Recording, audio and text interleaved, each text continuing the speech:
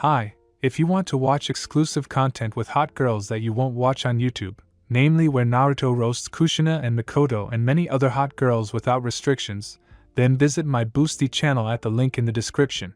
That terrified even the third cage. While it took everyone weeks to learn the Enga no Jutsu, transformation jutsu, he mastered it in hours.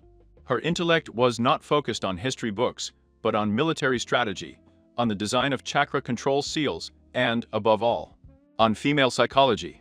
Naruto was an addict, addicted to power, to the feeling of being in control, and, hell yes, addicted to women.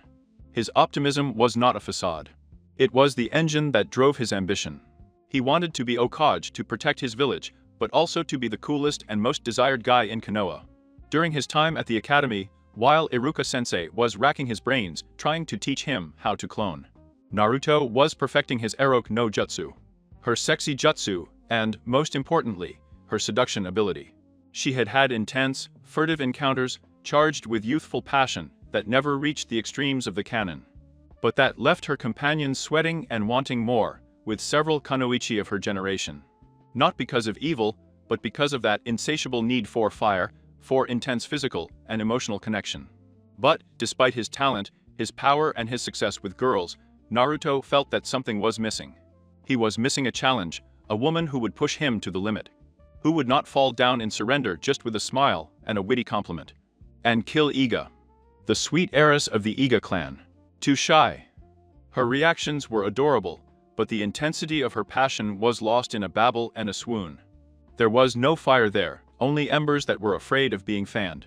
Sakura Aruno. Too correct, too focused on duty, and still too focused on that asshole Sasuke. His mind was sharp, but his heart was blocked. For her, Naruto existed only in the space of irritation. There was no chemistry worth having. And not Yamanaka. This was another story. The blonde of the Yamanaka was fiery, daring, and not afraid to flirt openly. During the last year of the academy, she and Naruto had an intense phase of stolen kisses and training sessions. That ended with messy clothes in some clearing in the forest. But even and had not become predictable. Naruto, the strategist, already knew how to make her laugh, how to make her moan, and that, for his appetite, was the end of the game. The challenge was gone. Naruto needed something bigger, something forbidden. His eyes, in the sleepless nights and accelerated growth, had fixed on women who were walls. Tsunade Senju, the legendary Sannin, and Kureina, the elegant and mysterious genjutsu specialist. They were women who exuded power and maturity. Too old, Naru. They won't even look at you, he kept telling himself with a twinge of frustration. They were unattainable for now. Thus, Naruto Uzumaki, the genius, the addict to power and lust, came to the second phase of the Chunin exams. With a sexual and emotional appetite that was almost unbearable. His body was growing, his chakra was bustling, and the need for a connection that would challenge him. To put him in danger had become an obsession. He was standing in the center of a wooded clearing, his gaze fixed on a large sign that read the Forest of Death. The breeze was heavy, and the atmosphere was charged with real danger. However, the only thing that captured Naruto's attention was not the danger, but the magnet that explained the rules of the exam. Eating like that. The examiner moved with a feline and dangerous confidence. She was wearing an earth-colored trench coat and, underneath, that mesh that covered everything and covered nothing. Her dark purple hair fell over a face that combined a wild beauty with a scary scar. But what really caught Naruto's attention, the detail that made his entire strategic focus crumble for a moment, was what Anko was proudly teaching. A big and dangerous chest that jumped with every emphatic gesture. Damn, that woman has no filters. Naruto was glued to the curve of Anko's attributes while she explained the exam. His eyes traced the dangerous line of her figure, from the choker to the thigh, where the ninja gear was tied suggestively. Listen up, Genin. This is the Forest of Death. And they won't get out of here so easily, Anko barked, with a smile that was more like a promise of blood. Naruto didn't listen to the rules of the scroll or the meeting points. He already knew that because of his abilities, he would pass the exam easily, with or without Anko's detailed knowledge. His mind was in a much more interesting spiral of analysis. There were rumors about her. Rumors that she was linked to Orochimaru, who had a thirst for blood that few Honen possessed. She looked dangerous. She looked forbidden. And that, for the new Naruto, was the only thing that mattered. A challenge. The missing fire. An older, powerful woman who was not afraid of anything, and who was not going to treat him like a child. Naruto smiled, not with his usual smile, but with that sly half-smile that only his strategic mind knew. Okay, Anko Mitarashi. It seems that I have found my new goal, she thought, as the examiner threw a crib at her, and with brutal speed, and cut her cheek. Chapter 1. The Snake and the Fox. A dangerous game, the crib and Anko's blade cut through the air with a precision that surpassed that of any instructor at the academy. It wasn't a deep cut, just a red line that appeared on Naruto's right cheek, but the intention was clear. The real danger. Naruto, however, did not blink. In fact, his brain, which operated at a speed that confused his peers, had already analyzed trajectory, speed, and intention.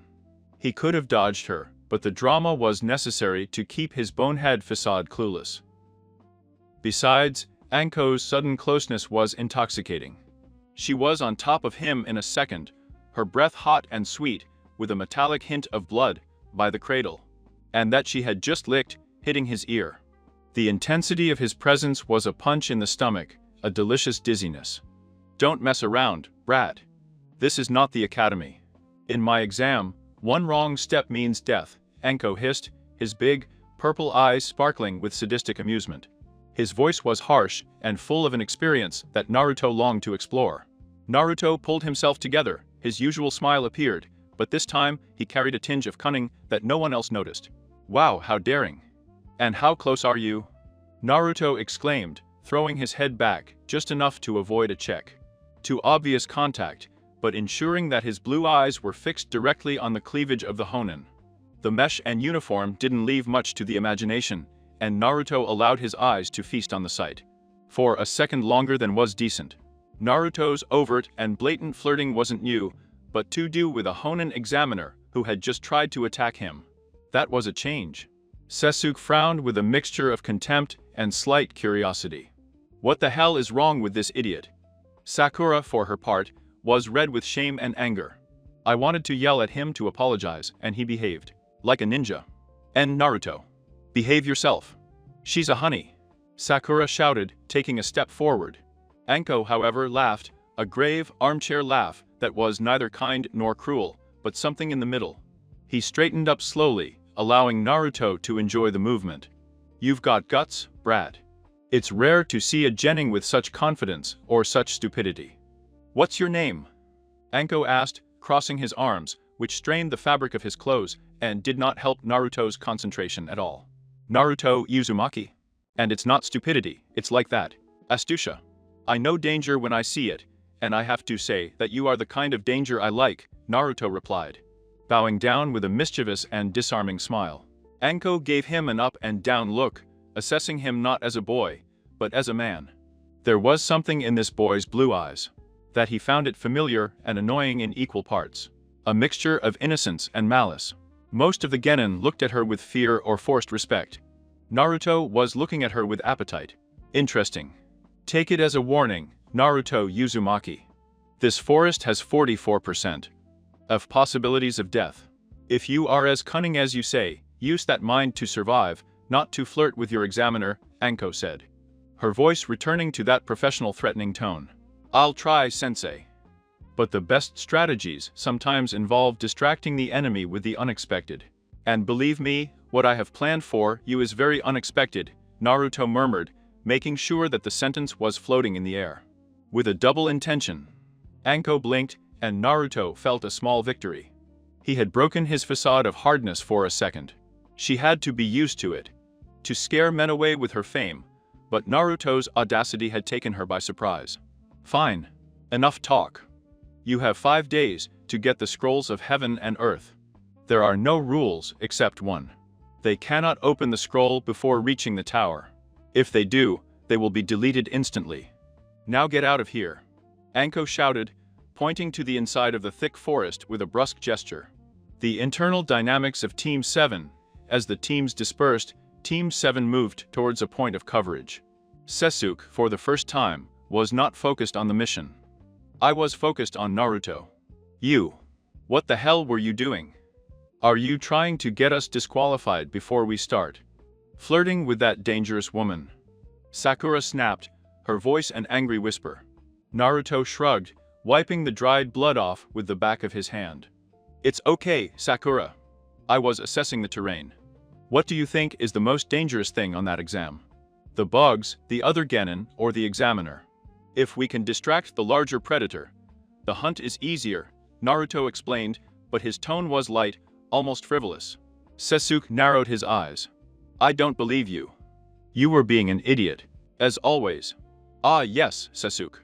Tell me, what did you learn about Anko-sensei while I was wasting my time? Naruto turned to his rival, and the seriousness in his eyes was a weight that made Sasuke hesitate. Sasuke hesitated. I learned that she is fast and has a thirst for blood, which is linked to Orochimaru.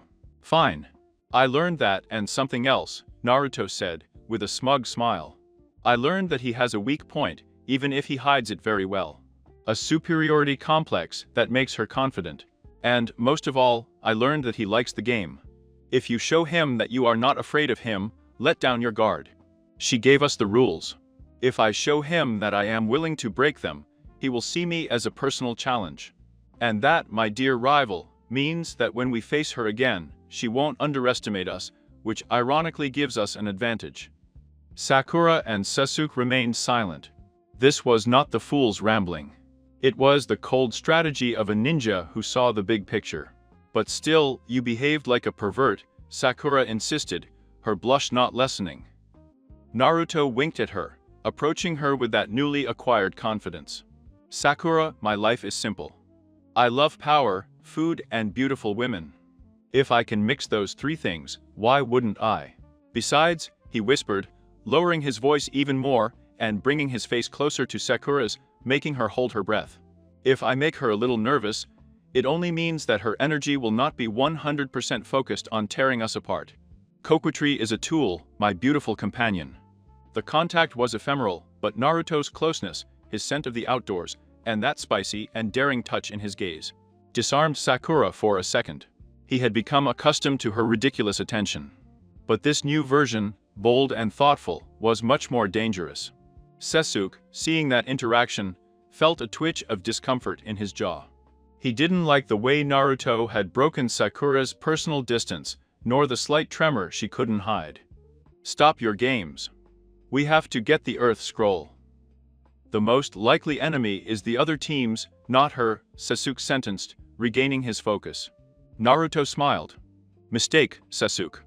The greatest danger is always the one you don't expect. And Anko Mitarashi is not just the examiner. It's the harbinger of something much bigger, I'm sure. Now, let's go hunting. I already have a plan that involves a specific group of genin and some gen jutsu to distract her. Well, the girls.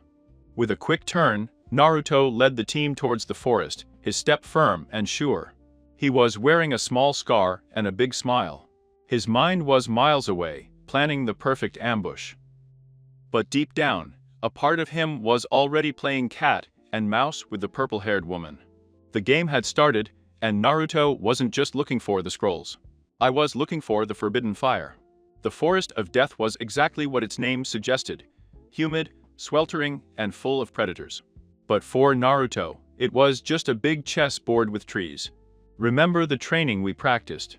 I go to the head as a decoy and chakra tracking. Sakura, your basic genjutsu will be key to verifying identities. Sasuke, you are the surprise attack flank.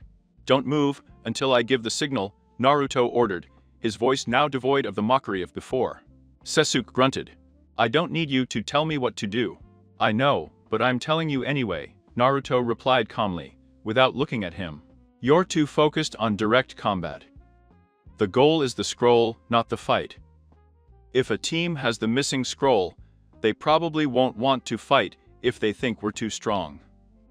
If someone weak has it, we take it. Simple. They were on the move for barely half an hour when Naruto stopped in his tracks, raising his hand. Hold still. There is a heavy chakra trail right in front. Too close to the door to be a fluke, he whispered. His chakra control was so refined that he could feel the slight variations in the energy signatures. I didn't just feel the presence, I felt the intensity. It's a team of 3. It seems that he has our scroll, the one from heaven. But his chakra is, too unstable. There's something weird. Sakura, tense, squeezed her crib, and, Naruto, are you sure? What do we do? Blitzkrieg, but with caution. Sasuke, I'll give you the signal for the Katen, fireball jutsu. The flare is to distract, not to kill. Sakura, prepare the explosive seals in the blind spots. I'll handle the initial contact and tracing, Naruto said. His plan was too sophisticated for a normal Genin. When they got closer, they found a team from the Rain Village, or so it seemed. They were sitting, exhausted, and one of them was holding a scroll with a triumphant air. Look how easy it is, shouted the team leader with a mocking smile. 2 scrolls, and only 1 hour of examination. Naruto took a step forward, his hands already making themselves at an amazing speed that no one noticed. He was ready for an attack, but not the physical one. Wow, how lucky they are, Naruto said, with his usual goofy facade tone. But if you have the scroll of heaven, why don't you head to the tower? Are you afraid that someone will take them off? The Rain leader stood up, his expression hardened. Listen, you Konoha brat. Stay out of our business. Or you. At that moment, the Rain ninja disintegrated into a blast of purple smoke and mud. It was not a substitution technique, Kawerimi, normal. It was such a powerful genjutsu that the team didn't even feel the change. The air suddenly turned cold. A terrifying voice, like the sound of a snake crawling on pebbles, echoed out. What a pity. It was going to be so funny to watch you suffer slowly, little fox. In front of them, standing on the branch of a tree, was not a genin. She was the grass ninja, with long black hair, and that horrible, elongated smile that could only belong to a dead soul. Sasuke felt a shiver of visceral terror, but before he could act, the grass ninja unleashed a concentrated Jin element. A genjutsu that paralyzed its victim with the vision of his own death. Sakura fell to her knees, her trembling hands covering her ears. But Naruto didn't fall. Naruto closed his eyes before the genjutsu reached him completely. Sasuke, cover your eyes. This is not a genin. He is an elite honey. Defensive opposition. Naruto shouted. The grass ninja, who had already started her murderous leap towards Sasuke, stopped, surprised. The boy had not only resisted the genjutsu, but had given coherent orders. Naruto didn't just use chakra control to release the genjutsu, which was already an impressive achievement for a genin. His prodigious mind analyzed the enemy's energy flow. He saw that the genjutsu was scattered from the mouth. He opened his eyes. Sasuke, now. Fire to the face. Sasuke, still reeling from the shock of fear, instantly reacted to Naruto's voice. Katen. Kaki no jutsu, great fireball technique, Sasuke roared, throwing a sphere of fire at the grass ninja. The figure jumped back, dodging the fire, but that gave Naruto the time he needed. Kujeben without no jutsu. He wasn't the failing clone of the academy. In one fell swoop, Naruto summoned 50 perfectly formed clones. A wall of Naruto appeared, not only surrounding the enemy, but also protecting Sakura. But the most impressive thing was the chakra control. Naruto did not use the enormous power of the Kibi, but his own massive reserve. Each clone had only a fraction of their total chakra, distributed with the precision of a scalpel. It was a scientific use of chakra, not impulsive. The grass ninja smiled, an even wider and crueler smile. Well, well. Interesting. You're not the idiot I thought, Fox. The clones did not attack. They stood still, forming a human cage. Don't come near my friends, the original Naruto said, taking a step forward. I know what you want. It's not the parchment. It's you, Sasuke. And I know who you are, Orochimaru. The name, pronounced so coldly by a child, seemed to amuse the Sannin. How clever, he hissed. So, if you know who I am, why don't you run? You can't beat me. Of course not, Naruto admitted, with an unhinged calm. But my clones are a chakra wall. If you attack me, my original clone has the order to undo the cage and scatter the scrolls all over the forest. And in the meantime, I'm going to cut off that snake's tongue. Naruto took out a kunai, but this one was not normal. It was marked with a seal Irasen, god of flying thunder, although it was not activated. Naruto couldn't use that technique, but he knew enough about Finjutsu sealing to replicate the shape of the most complex seals, using them as a psychological intimidation. The grass ninja's face showed the first hint of genuine surprise. He saw the seal, and for a moment, the image of the fourth Hokage overlapped with that of his son. A child prodigy who tastes sealed and has an appetite for recklessness. It's a fascinating mixture, Orochimaru muttered. In disguise, his interest intensified. Not only did I love Sasuke, now I wanted to understand Naruto. I'm not interested in understanding you, Snake, Naruto said. I'm interested in you staying away from Konoha and my team. Or you'll have to spend more energy than you want to on this stupid exam. Orochimaru laughed, a laugh that twisted his throat. He took a step towards Naruto, and the evil energy he was emanating made the air vibrate. You've convinced me. You're funny, Naruto-kun. I will give you a gift for your bravery, one that will make you focus more on power than on skirts. In a fleeting movement, the grass ninja lunged at Naruto, her neck stretched out like a snake. Before Naruto could react, Orochimaru used the tip of his tongue to make a quick seal. Then, he backed up as quickly as he appeared, landing next to Sasuke and leaving the mark of the cursed seal on his neck. Now, Sasuke-kun, you'll have to come to me, whether you want to or not. With that, Orochimaru disappeared in a swirl of leaves. Naruto fell to his knees, the sharp pain in his neck made him gasp. Kibi's chakra was immediately fighting the influence of the seal, creating an internal battle that made him sweat profusely. His clones dissipated. Sakura, barely recovering from the genjutsu, rushed towards them. Sasuke, Naruto, what was that? What happened? He screamed. Naruto got up with an effort, ignoring the stabbing pain. He saw the black mark spreading on Sasuke's neck, who was unconscious. Damn it! He underestimated us, but he still got his goal, Naruto gasped. That wasn't the plan. He looked at Sakura. His strategic mind was activated immediately, despite the pain. Listen to me, Sakura. I need you to do two things. First, keep an eye on Sasuke. Don't leave him alone. Second, Naruto grabbed Sakura's face with both hands, forcing her to look into his eyes, an intensity that took her breath away. Don't open your eyes again without a plan. Don't let fear control you. You are the smartest of us, use that head. We are in real danger. The compliment, the trust, the steady hand on her face while the danger was imminent, made Sakura's heart melt. She nodded, her mind focusing. What about you, Naruto? What are you going to do? Naruto touched his neck, where Orochimaru's cursed seal had vanished thanks to the Kibi's quick counterattack, leaving only a strange purple scar, but also giving him a chakra high. I'm going to find the asshole who has the Heaven's Scroll, and then I'm going to find that bitch Anko, Naruto said, his voice gravelly. That woman knew this would happen. She's the bait. And me, I'm about to bite him. But first, we need the scroll. Naruto, wounded, but more cunning than ever, knew that Orochimaru's appearance was just the beginning. And that Anko, the examiner, was a key piece in this dangerous game. The pain in Naruto's neck was a cold ember, the legacy of Orochimaru's curse. Although the Kibi's chakra had instantly fought back, rejecting the influence of the cursed seal, the process had left Naruto elated, his senses on edge, and his chakra reserve vibrating with an almost feverish intensity. He left Sakura to take care of Sasuke, giving him the most basic containment prompts and trusting that his intellect would keep calm. I'll be back before dawn. Make sure no one finds them. If someone approaches, use the Eng to create distractions. And don't move from this place, Naruto ordered, his voice an urgent murmur.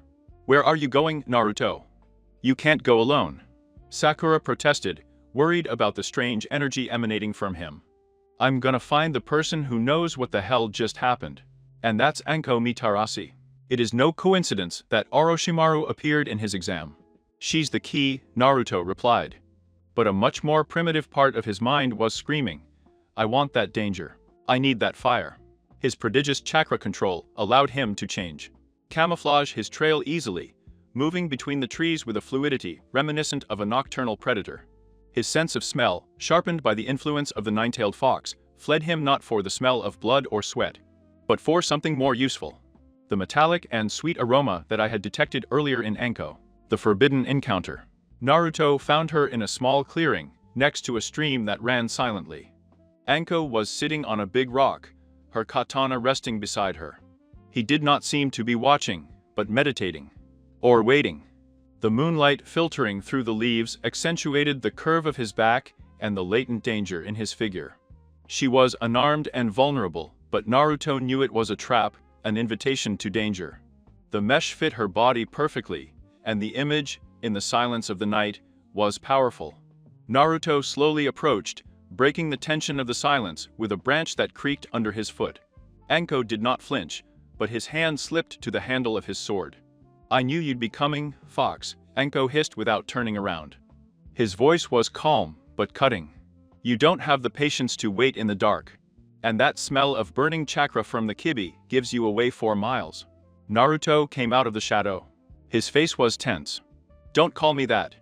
I came for answers," Naruto demanded, his tone more formal than usual. Anko turned her head enough to look at him over her shoulder. He saw the tension in Naruto's blue eyes, but also something else. A raw, undisguised desire for power and her. "Answers. Do you think I'll give them to you? I'm the examiner." "The mystery is part of the exam," he scoffed, turning completely around. She crossed her legs over the rock, a gesture that was both casual and extremely suggestive, further exposing her figure. "And the fact that that disgusting snake found you, it just means that you are fresh meat for the harvest." Naruto took a step closer to her. "Don't play with me. I know you have a history with him. I know that damn stamp." Anko jumped up, his speed was terrifying. He was in front of Naruto in the blink of an eye, his face inches from his. The closeness was overwhelming. Naruto had to hold his breath. "Don't you dare talk about it, brat." He shouted his breath, praying to mint and threat. For the first time, there was a crack of pain and fury in his mask. Naruto, undeterred, did something unexpected. Instead of stepping back, he took a step forward. His body was now a dangerously close distance from hers. Naruto was young and tall, and the height difference wasn't much. The intensity of his chakra seething was palpable. "Yes, I will. I'll talk about it," Naruto whispered, his voice now low and resonant. "Because he attacked us. He attacked my partner. And you, Anko-sensei, what did you do? Nothing. You knew he was coming. You felt it. You wanted it to happen, didn't you? You wanted someone else to suffer what you suffered." Naruto's words were a sharp accusation, but the physical effect he was having on Anko was more complex than simple anger. The closeness, the smell of youthful adrenaline, and the absolute daring of a genin, invading his personal space with such confidence, was exciting and offensive at the same time. Anko, in a fit of rage, and to break the intimacy, kicked him hard in the stomach. The blow was devastating, and sent Naruto crashing into a tree. He could have broken the ribs of a normal genin, but Naruto's strengthened body, powered by the kibi, withstood the impact. Naruto slid to the ground, panting, but his smile didn't disappear. "Wow, how loud!" she exclaimed, laughing haltingly. "But you didn't deny anything. That's an answer." Anko approached him slowly, her purple eyes fixed on his semi-erect figure against the tree. "You dare too much. You are a genin, and I can kill you here and now," Anko said, his hand raised, ready for the final blow. Naruto stared at her. He rose with an effort that was not altogether false, and his face was now level with hers. The proximity of the kick and the internal struggle of his chakra had put him in a state of euphoria and excitement. "Do it. If you can," Naruto challenged, his voice full of that boyish boldness and a pinch of the hand. "Alice of the Fox. But you won't. Because you don't want to lose your bait. And because you like me." The silence that followed was louder than any scream. Anko was paralyzed, not by fear, but by the sexual audacity of the statement. No one ever had dared so much. "What did you say?" Anko hissed, her hand was shaking slightly. Naruto, taking advantage of the moment of stupefaction, bent down until his mouth grazed his ear. Speaking in a fiery and dangerous whisper, Anko's scent, a mixture of metal, leather and dangerous sweat, intoxicated him. "You like me. You like my chutzpah.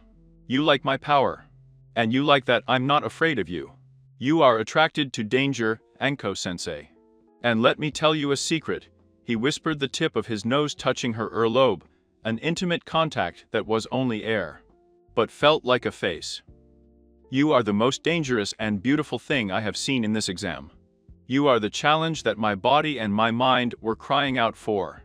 Anko's body tensed like a violin string. He could have hit him again, he could have strangled him with his own choker. Instead, he did something that was a reflection of his own wild nature. She turned her head quickly, her lips seeking Naruto's mouth in an impulsive and furious movement. It wasn't a tender kiss. It was a clash, a duel of mouths and teeth. It was the furious and passionate response to the audacity of the genin. The flavors were mixed.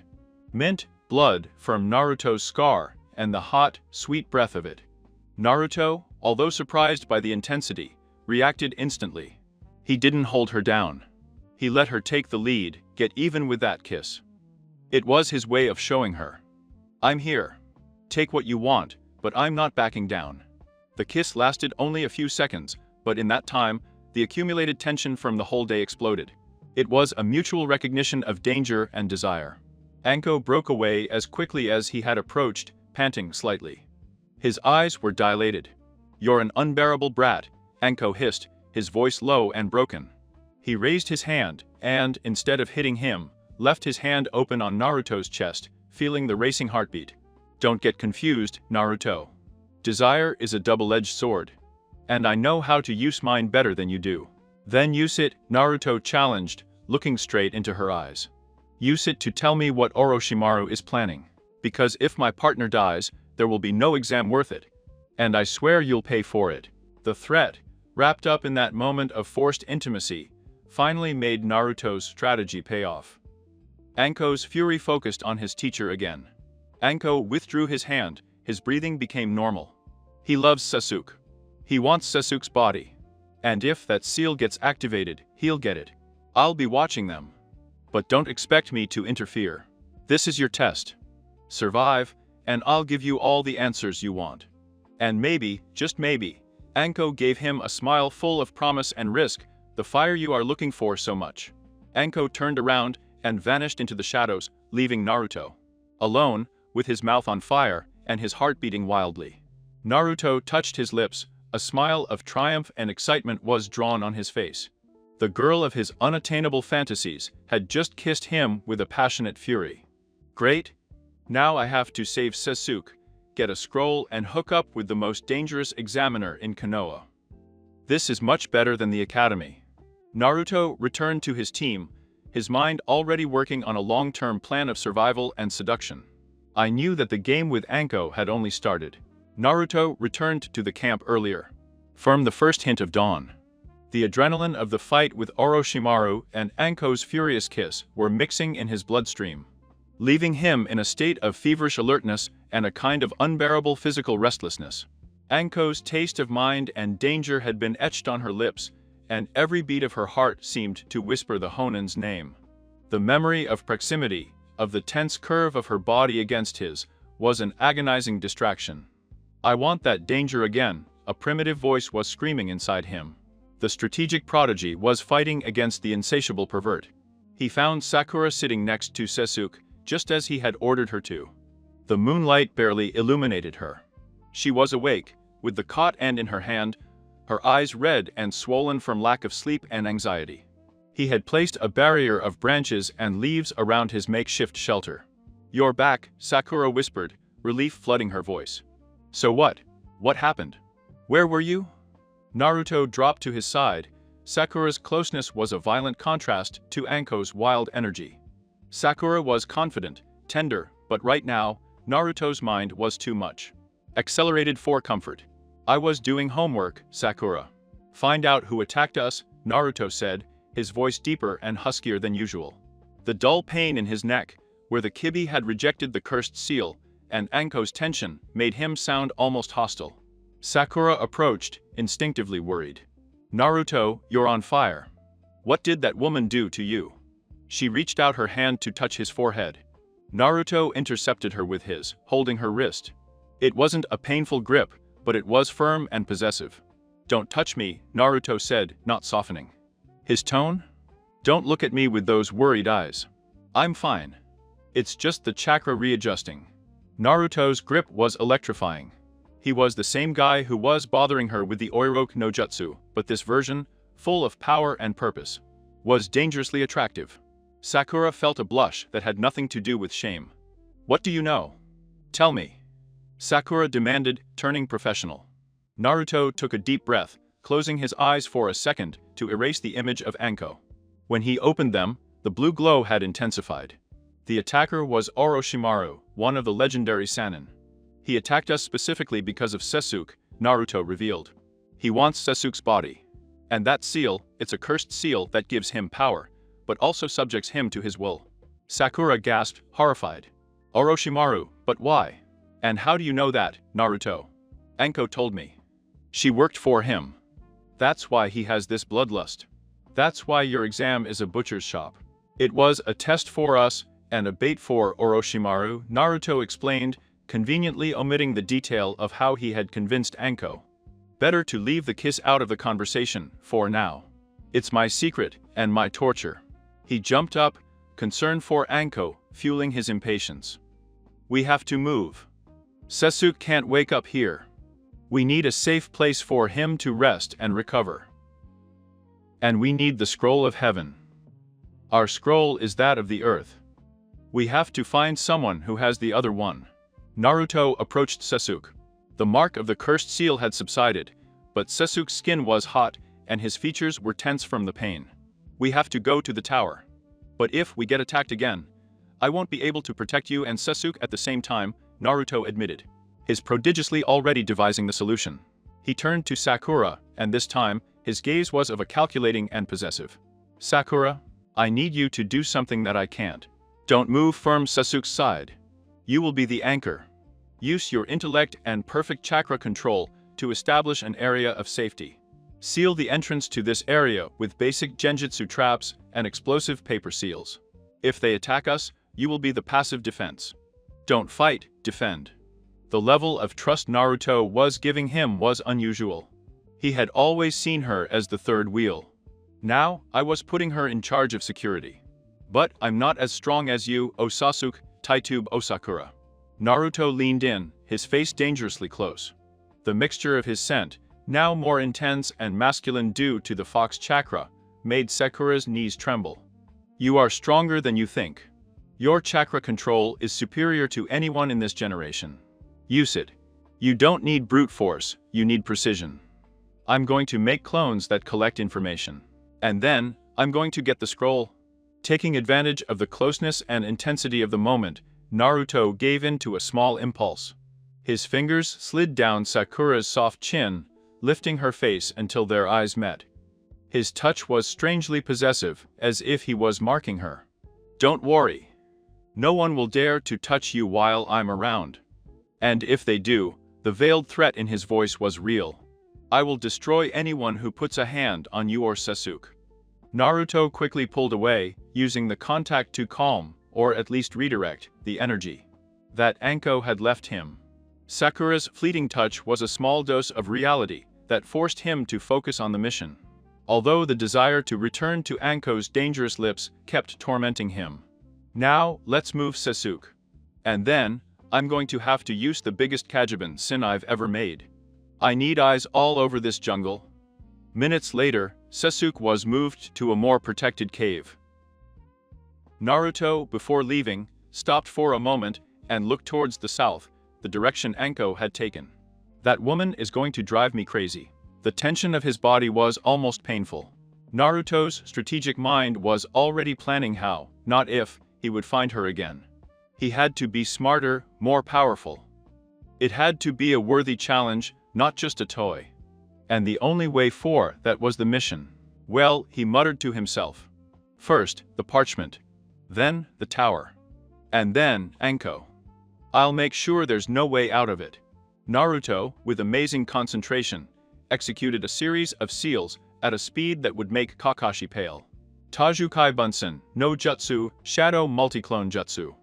The clearing was filled with 100 Narutos, all perfectly formed, all with a strategic purpose. Each clone knew his mission.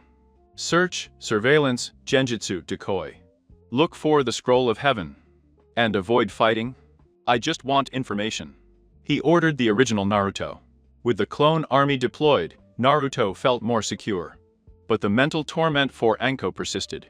It was the first emotional challenge that overcame him, and he could only respond to it with power and planning. A shelter under the tree. Naruto fled to Sakura and the unconscious Sasuke to a safe haven. It was a clearing hidden under a gigantic tree with a wide trunk and thick foliage, which cast a dense and protective shadow. The place was difficult to spot from the air, and the bushes around offered natural cover. This will be our base point. The air is fresh, and the height of the tree protects us a little from the tracker chakra, Naruto explained, helping Sakura to accommodate Sasuke. She, feeling like the only guardian of sanity in the team, immediately got to work. Following Naruto's instructions, he unfolded seals of explosive paper and activated several basic genjutsu on the perimeter. Watching her move so efficiently reminded her of Naruto because she was the smartest. His chakra control was his most reliable weapon. As the sun set, tinting the forest of death with purple and orange hues, Naruto sat down against the tree trunk, closing his eyes. The dull ache in his neck, where the Kibi was still dealing with the remnants of the cursed seal. And the strain of having sent 100 clones out into the open was exhausting. But what was really draining him was Anko's mental torment. The memory of that wild, fleeting, rage-filled kiss was an incessant loop. Naruto's body was burning for the liberation that only Anko seemed to promise. I needed to vent that energy. He opened his eyes and looked at Sakura, who was nervously sitting next to him. "Hey Sakura," Naruto said, his voice softer, but with a tinge of demand that wasn't usual. "The run-in with Orochimaru was hard, and my legs are hurting. The Kibi chakra made them too hot. Could you give me a thigh massage? I need to decontract the femorals." Sakura blinked. A massage.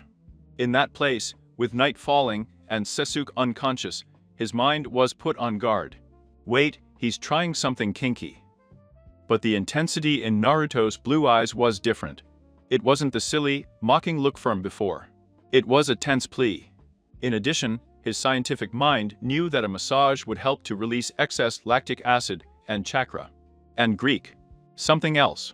The truth is that, ever since she had seen this new Naruto, powerful, strategic and bold, an underlying curiosity had been gnawing at her. The memories of the stolen kisses in the past, the way Naruto had touched her without ever reaching a real limit, but always leaving her wanting to know more, that memory was a powerful impulse. "It's okay, Naruto. But if you try anything, I will hit you so hard that Tsunade from Konoha will wake you up," Sakura warned. But her voice had no conviction. Naruto smiled, and that gesture made it all worthwhile. "Ninja promise. Just relax and focus on the knots." She came over and knelt down next to his thighs. Naruto was wearing his wide ninja pants, but the fabric was not very thick. Sakura started with the femorals, applying a slow but firm pressure. His fingers were surprisingly strong and precise. The contact was intimate.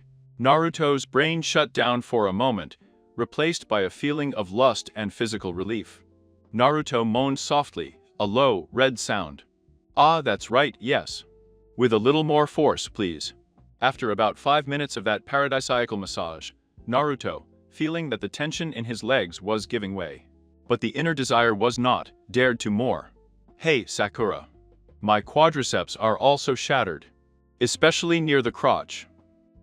It was Anko's kick, right there. "I need to relax the muscle, please."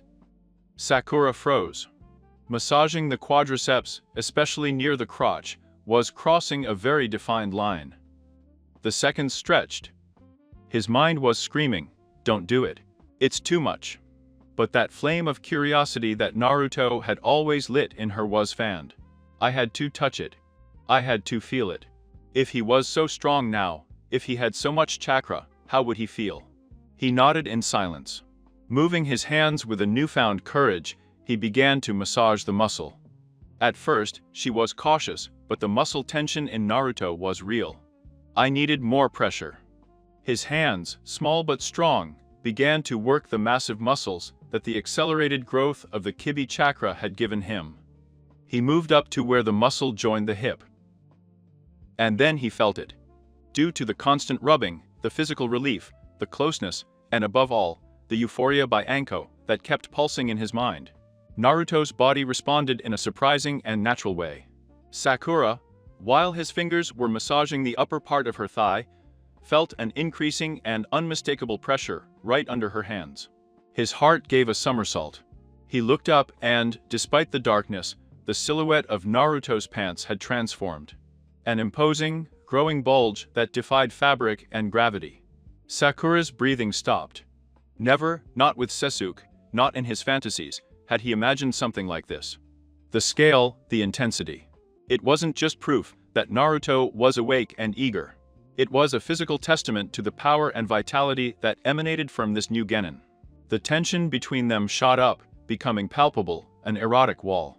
Sakura turned red to the root of her hair, and her hands stopped right where the fabric was the tightest. Naruto, however, did not react. His head had fallen against the tree trunk, his breathing became deep and regular. The prodigy, the pervert, the strategist, had fallen completely asleep. The combination of physical release, pain, and excess chakra had pushed him to the limit. Sakura stood motionless, her hands an inch away from the test of Naruto's intensity. After a few minutes, the shock turned into a strange mixture of relief and disappointment. He looked at Naruto's sleeping face. He was beautiful in his peace, and the intensity he had shown before had faded. Then, he looked towards Sasuke, who was fast asleep, struggling against the cursed seal. With a sigh, Sakura decided that it was best to sleep. He moved away from Naruto, but lay down very close to him, protecting both his body and Sasuke's. Night fell completely on the forest of death. Sasuke was sleeping. Sakura was watching. And Naruto was sleeping, ignoring the danger and the big bulge under his pants. But Naruto never imagined what would happen when he woke up in the dark. Tonight's fate, and the flame I had just lit, was about to take a completely different turn. The Forbidden Awakening. Naruto woke up with a feeling of oppression. It was not the cold of the night, nor the pain of the neck. It was a weight, warm and sinister, on his torso. His mind, fine-tuned by training and the recent danger, instantly went from 0 to 100. An enemy. An enemy who had evaded Genjutsu's perimeter and Sakura's explosive seals, which meant he was extremely dangerous. He tried to scream, to activate his chakra for a bunsino, an enge, but a hand, surprisingly strong, and with a familiar smell of mint and metal, covered his mouth. The sound choked in his throat. Despair took possession of him. How could he be so stupid? How could she let herself fall asleep? His eyes snapped open in the darkness of the night, and he forced his gaze upward. The dark silhouette that immobilized him was feminine, dangerous, and Greek. Familiar. His blue eyes met a pair of purple orbs that glowed maliciously in the gloom. It was Anko Mitarashi. She was hanging over him, her weight light, but her presence was a slab. Her face moved closer to his in the gloom, her purple hair brushing his cheek. The dangerous contact of her body against his made his blood boil, eclipsing the initial fear.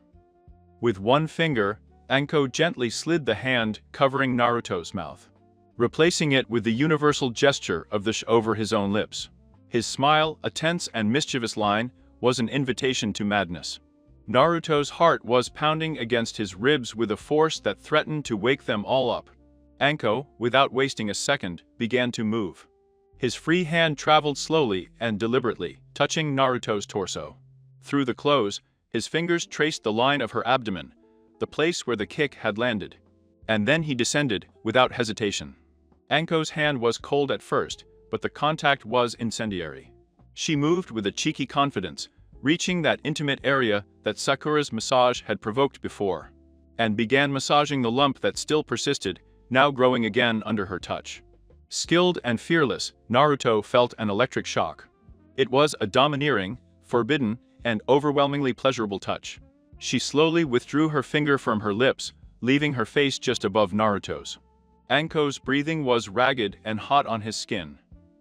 Naruto tried to regain control, strategy, logic. "What are you doing? Anko-sensei. Sakura and Sasuke are inches away. If they wake up, they'll kill us," Naruto whispered, his voice low and broken by desire and urgency. The fear of discovery was as strong as the excitement she was provoking. Anko laughed quietly, a low, husky sound that was pure mockery. His touch became firmer, more possessive, and the pleasure he provoked was almost painful. "Are you scared, little fox?" Anko hissed, leaning closer. The smell of metal and sweetness was intoxicating. Her eyes sparkled with the reflection of the moon. "Show me your courage, Naruto-kun. The forbidden. The dangerous thing. That's where the real pleasure lies." As he spoke, his other hand moved quickly to the belt of Naruto's ninja pants. She unleashed them with the dexterity of a kunoichi who disarms a trap in the dark. With a gentle but determined tug, he began to pull down Naruto's pants, exposing him to the cool night breeze. And Anko's dangerous gaze. "I want to see how brave you are, Naruto. And how prodigious. If you can control yourself now, quietly, as I take you to the edge," Anko whispered, her breath caressing his face, "then perhaps you are worthy of the fire I promised you." The game was no longer just about strategy. It was a test of mastery, chakra control, and, above all, well, under maximum erotic pressure. Naruto gritted his teeth, feeling the cold air on his skin and Anko's expert touch. The memory of Orochimaru, the risk of being discovered, and the Honin woman's overwhelming feeling about him merged into a torrent of forbidden excitement. "Control, Naru. Use your chakra control," he forced himself to think. She pulled her pants down a little more, smiling as she noticed his body's immediate reaction. The pleasure she gave him was a slow torture. "Very well, my little strategist," Anko murmured, his voice now an intimate whisper, full of promise. "Show me that you can do this without waking Sleeping Beauty or the unlucky prince." And with that, he leaned in to give her a kiss, this time long, slow, and totally devouring. It was a kiss that took away her breath and the ability to think. The risk of being discovered with Anko right next to Sakura and Sasuke was so immense that it amplified every sensation to unbearable levels. Naruto did not resist the kiss. Instead, he used what little control he had left to circle around Anko's torso, drawing her even closer. Responding with an intensity that was a direct reflection of the agony he had felt all day. The game had crossed the line of no return.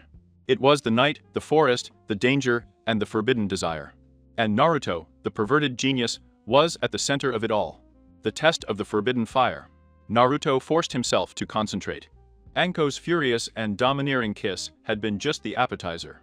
Now, his deft, cheeky touch on her crotch, with her pants pulled down to her knees, was a torture of pleasure that demanded a loud response. His mind was screaming. Silence. Control. Anko broke the kiss. Her cruel smile was the only thing visible in the gloom. Without warning, his head came down. Anko's experience as a dangerous and uninhibited older woman became painfully apparent. His technique was that of someone who knew the male body as a weapon. It was an act of pure domination, designed to break Naruto's will and force him to react. Naruto arched his back, his body jerked with brutal intensity. He felt that the Kibi chakra, already agitated, was getting out of control by the sudden release of pleasure. The sound was gathering in his chest. Quickly, with a trembling hand, he brought it to his mouth, biting his backside to stifle any sound that might escape. While Anko was doing her job, her eyes never left his. It was the gaze of a lion on its prey, watching every spasm, every struggle for control. I wanted to see her weakness, I wanted her to beg. The sight of Anko's face, her purple eyes fixed on him, her hair falling over him in the darkness. The urgency of the forbidden act inches away from his companions was too much. The tension was so overwhelming that the pleasure felt like a stabbing pain. Naruto understood then. This wasn't just sex, it was a test of her mettle. If I could withstand this in silence, I could withstand any torture. The silent reaction. At that moment, the brain of Naruto, the strategist, took control of pleasure. I couldn't end up here, subdued. Not with the memory of Anko's mockery on his lips. I needed to show him that he was also dangerous, that he also played without rules. With a muffled silent scream in his hand, Naruto suddenly stood up. His athletic body tensed with the fury of suppressed pleasure. He grabbed Anko by the waist and, in an act that was not tender but possessive and desperate, picked her up and threw her forcefully against the massive trunk of the tree that gave them shelter. The impact echoed, a dull, loud sound. Naruto didn't care. At that time, there was only the desire to take control, to reverse the roles. Anko, instead of complaining, let out a low, hoarse moan of pure masochistic pleasure.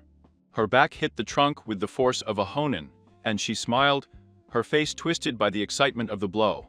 And Naruto's sudden urgency. Naruto pounced on her, his eyes shining with a mixture of power and unbridled lust.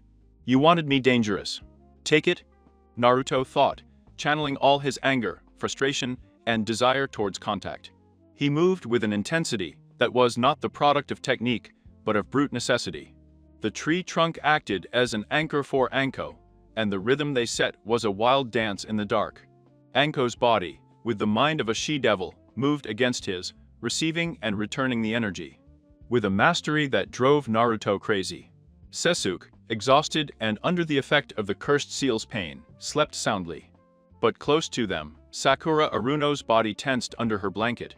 The thud of the impact against the log had not been loud enough for him to complain, but it had interrupted his light sleep. She opened her eyes barely an inch, and the image hit her like a ton of bricks. He saw the two figures against the tree, Naruto's muscular and lithe body, overpowering the dangerous and powerful woman who had examined them. He saw the animal urgency of her movement in the gloom. Sakura didn't scream. He didn't move. He did not feel anger. I was too shocked. The image of that new Naruto, powerful, with a young woman whom she respected and feared, performing such an intimate and dangerous act, was simply overwhelming. The fear of being discovered and the mixture of excitement, surprise, and envy paralyzed her. She saw the physical proof of Naruto's power and the way he was taking something that she, unconsciously, had always wanted. The blush on her face was fierce, and she felt a physical and involuntary reaction in her own body that filled her with deep shame and anxiety. He pretended to sleep, his heart beating so hard that he was afraid to wake Sasuke. The devil's promise. 30 minutes later, the fire was extinguished as quietly as it had started. Naruto writhed against the trunk, a long, trembling spasm of pure satisfaction. Feeling the Kabila chakra sit up for the first time that day. It had been hard, exhausting, but the liberation was total. Anko slid away from him, moving with the silent grace of a snake. Naruto doubled over, trying to regain his breath and sanity. Anko knelt down next to him, her face very close to his. Her hot and seductive breath whispered in his ear, the voice low and full of mockery and genuine respect. "Not bad, little bitch. You used your anger and your desire as a weapon. I like it. But you have to be prepared for what you ask for. It's not an academy game." His fingers traced the line of Orochimaru's scar on Naruto's neck. "Stay alive. Survive the exam. And maybe I'll teach you a real lesson. You will be so stale that you will not be able to go back." With that whisper and a devilish smile, Anko stood up. He adjusted his uniform, and with a single fluid movement, he disappeared into the shadows, leaving only the scent of mint and danger in the air. Naruto was left alone, body exhausted, mind on fire. He had crossed a threshold. He looked at Sasuke, who was fast asleep, and then at Sakura, who was breathing too regularly to be natural. "She's awake." The strategist in him knew it instantly. Sakura's breathing was too controlled. She had seen it all. A shiver of terror and excitement ran down his spine. The game was not only with Anko, but with his own teammates. And the fire I was looking for was now burning dangerously close. The awakening and the lie. The first glow of dawn, faint and gray, filtered through the thick foliage, painting the clearing with shadows. The air was heavy, loaded with the night humidity, and the invisible residues of the intense activity of hours ago. Sakura woke up before the sun really rose, not because of the light, but because of the painful stiffness of her body.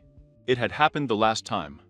Last half of the night tense, feigning a deep sleep, while his mind replayed over and over the scene burned against the tree trunk. He saw Naruto, now dressed again, sleeping peacefully. The big lump had disappeared, but the mental image of domination and raw power that he had exhibited did not fade. She felt an intense shame at the furtive pleasure her own body had felt in witnessing the scene, and a silent rage at the betrayal of her romantic ideal. He sat down cautiously, making sure not to make a noise. He observed Sasuke, who was still unconscious, although the pallor on his face seemed to have slightly decreased. The cursed seal was dormant, but the danger was imminent. When she turned around, she found Naruto's eyes open, fixed on her. There was no mockery, nor the usual goofy smile. There was only an intense and calculating look that could not hide what had happened. The tension between them shot up, becoming more tangible than the morning fog. "Good morning," Naruto muttered, his voice a little hoarse. "Good morning," Sakura replied, her voice was a fragile thread. Neither of us mentioned the night. They did not mention Anko, the log, the muffled sound, or the furtive sight. But everything was present in the air. Naruto jumped up, stretching himself. His movements were fluid, his body, which just a few hours before had been the object of such brutal pleasure, now radiated a new energy. "We have to go. In an hour, the sun will be high. It's dangerous to stay. Should we leave?" "To where?" Sakura asked, trying hard to keep her composure.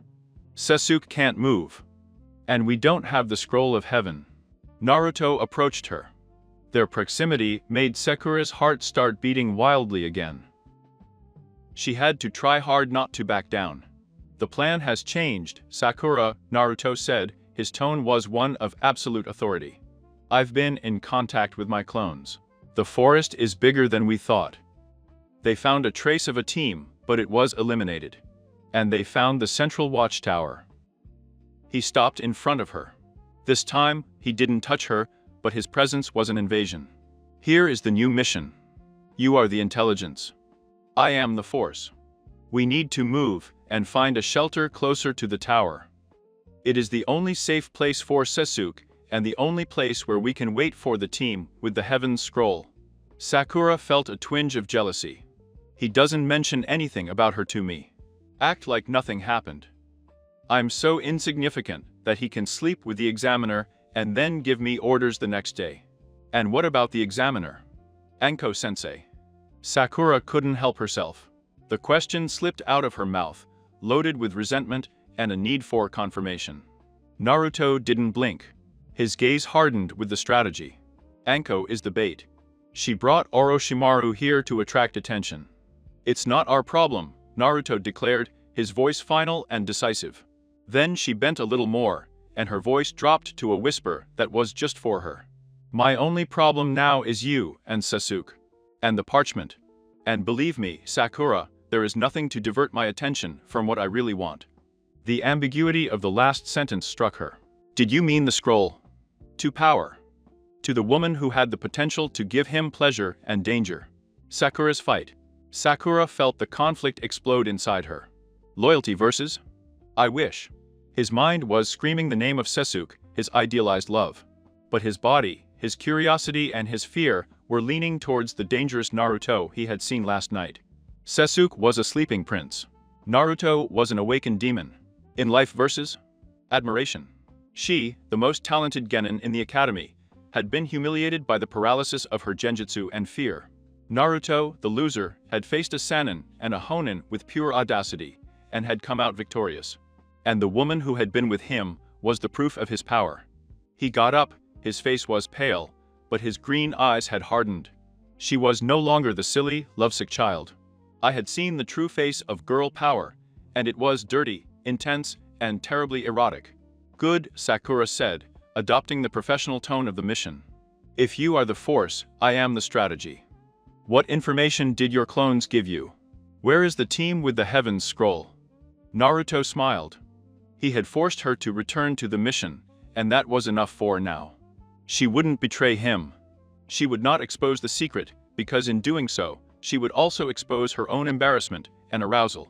Tension was now a stretched rope in the dynamics of his team. "The sound equipment," Naruto said. "My clones tracked them down. They are the ones who have the Scroll of Heaven. They are brutal, and Orochimaru sent them. They're going to the tower. We have to get ahead of them and set a trap for them before they arrive. But first, we have to cure Sasuke's seal." Naruto bent over the unconscious Sasuke. "You can stabilize his chakra, Sakura. I need you to focus on that while I create the distraction. You have the best chakra control of the generation.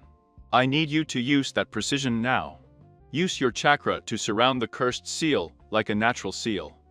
Naruto's confidence was immense. He knew she would. And she, feeling validated as a strategist and a child, focused on the one thing she could do, not to think about Anko. "I will. But I won't tolerate any more distractions," Sakura warned, looking Naruto in the eye, her gaze charged with a promise. That was both a threat and a future invitation. Naruto got the message. The game was over for now. But next time, it would be with different rules. "Roger that. I'll be the decoy," Naruto said. The strategist trap. Naruto's plan was simple in its execution, but complex in its conception. They could not afford a frontal battle. The risk to Sasuke and chakra attrition was too high. Their focus would be demoralization and extraction. While Akura concentrated intensely on Sasuke's chakra, creating a layer of healing energy around the cursed seal, Naruto directed his few remaining clones. Earlier, the original 100 had been used in reconnaissance and dissipated to establish the battlefield. Sasuke must be the priority, he had told Sakura, his voice full of seriousness. "If the seal gets worse, we're finished. I will create the distraction. You do your job." Seeing Naruto in that mode, cold, calculating, and without the idiot mask, was still shocking to Sakura. But it filled her with a confidence that even Sasuke didn't use to inspire. Her personal tension with him was now a source of energy, not of weakness. Confrontation with the Naruto Sound team. With his two final clones in tow, he moved towards the path that, according to the reconnaissance information, the Sound team, Zeku, Dosu and Kim, would use to reach the central tower. They were dangerous ninja, known for their brutality and their sound wave techniques that attack the inner ear. "Remember the plan," Naruto whispered to his clones. "The goal is not the fight, but the surrender. Don't let them use the sound. If they do, we're in trouble." He hid right at the top of a rocky ravine, a position of advantage. It wasn't long before the three genin of the sound appeared. They were arrogant and confident. Dosu, the leader, carried the heaven scroll tied to his waist. Naruto didn't wait for them to get closer. This time, the attack had to be psychological. The original Naruto and his two clones launched into a synchronized, but purposeful attack. Ready. First movement. The confusion of the Kajibunzen. The original Naruto let out a war cry, running straight at them. But instead of attacking with his fist, he threw three cribs and explosives that detonated right at the feet of the team. The smoke was not to hide, but to momentarily blind them. As smoke filled the air, the two Naruto clones jumped to the flanks, not to attack, but to execute a coordinated genjutsu that Sakura had taught them as a countermeasure. Magen. Narakumi no Jutsu, demonic illusion. Infernal vision technique, the clones whispered, synchronizing their hand movements. The technique was not powerful, but the immediate effect was that the three sound ninjas saw, for an instant, the distorted and terrifying face of Orochimaru laughing at them, followed by the vision of their own dismembered bodies. A cruel trick, but effective to disorient ninjas who were already on the edge of paranoia. The sound system stopped in its tracks, his eyes widened with momentary terror. Second movement, the pressure of the fox. The original Naruto came out of the smoke, this time not with a Rasengan, I didn't have it yet, but with the pressure more of your natural chakra. He had learned to channel the Kibi's excess energy without resorting to the red cloak. The air became heavy around him. Surrender now. The snake has already found us, and if it comes to you again, there will be no one to save you. Naruto shouted, his voice amplified by the chakra, sounding more grave and threatening than normal. The sound ninjas, still reeling from the genjutsu and feeling the overwhelming pressure of Naruto's chakra, hesitated. They had never expected a genin from Konoha to have such a presence. Don't believe his tricks. He's just a brat from Konoha. Zeku shouted, trying to use his Kirikizu, destructive wind cut, against Naruto. Naruto didn't move. The clone on his right sacrificed himself, instantly dissipating upon being hit, confirming Zeku's position. You failed. Naruto shouted. Now, get ready for the real fight. If you don't give me the Heaven's Scroll, I'm going to dismember you so slowly that you'll wish Orochimaru had put the seal on you. Kim, the team girl, nervously backed away. Dosu, he's just a genin. Let's get rid of him. Dosu, however, was thinking it over. The genjutsu had been disturbing, and the chakra pressure was undeniable. They had felt the true power of Orochimaru. If this boy had been following them, his mission to get the scroll was a trap. Third movement. The erotic, involuntary distraction. Just as Dosu was about to order the removal, one of the last clones of Naruto, who had been hiding, gave up. The clone had been exhausted by the excessive use of chakra and the residue of the genjutsu. As it dissipated, a mental memory of the Kajibunsen returned to the original Naruto. The vivid image of Anko at night, the taste of the kiss, and the intensity of domination. Naruto staggered, not from the attack, but from the sudden and intense flashback from the night before. His breathing visibly quickened. Dosu, a ninja highly trained in detecting weaknesses, noticed the flicker in Naruto's concentration, the sudden rise in heat, and the unusual tension in his pants. Look at him. It's not right. He's agitated. He's sick. Dosu shouted, aiming his sonic weapon. Attack now. But that small moment of vulnerability was misinterpreted by Dosu as weakness. For Naruto, it was a reminder of the fire he was looking for. Naruto took a deep breath, forcing his mind to focus. The memory of Anko wasn't going to knock him down, it was going to boost him. I'm not sick. I can't wait. Naruto roared, executing a move he had been practicing in secret. A chakra-charged cyclonic kick that sent an explosive blast of air towards Dosu. The blast did not hit Dosu directly, but forced him to use his sound to defend himself, revealing his final position. Zeku and Kim were alarmed. The scroll. Now, ordered Naruto, his only clone, threw a chain of smoke over the sound equipment, distracting them from their goal.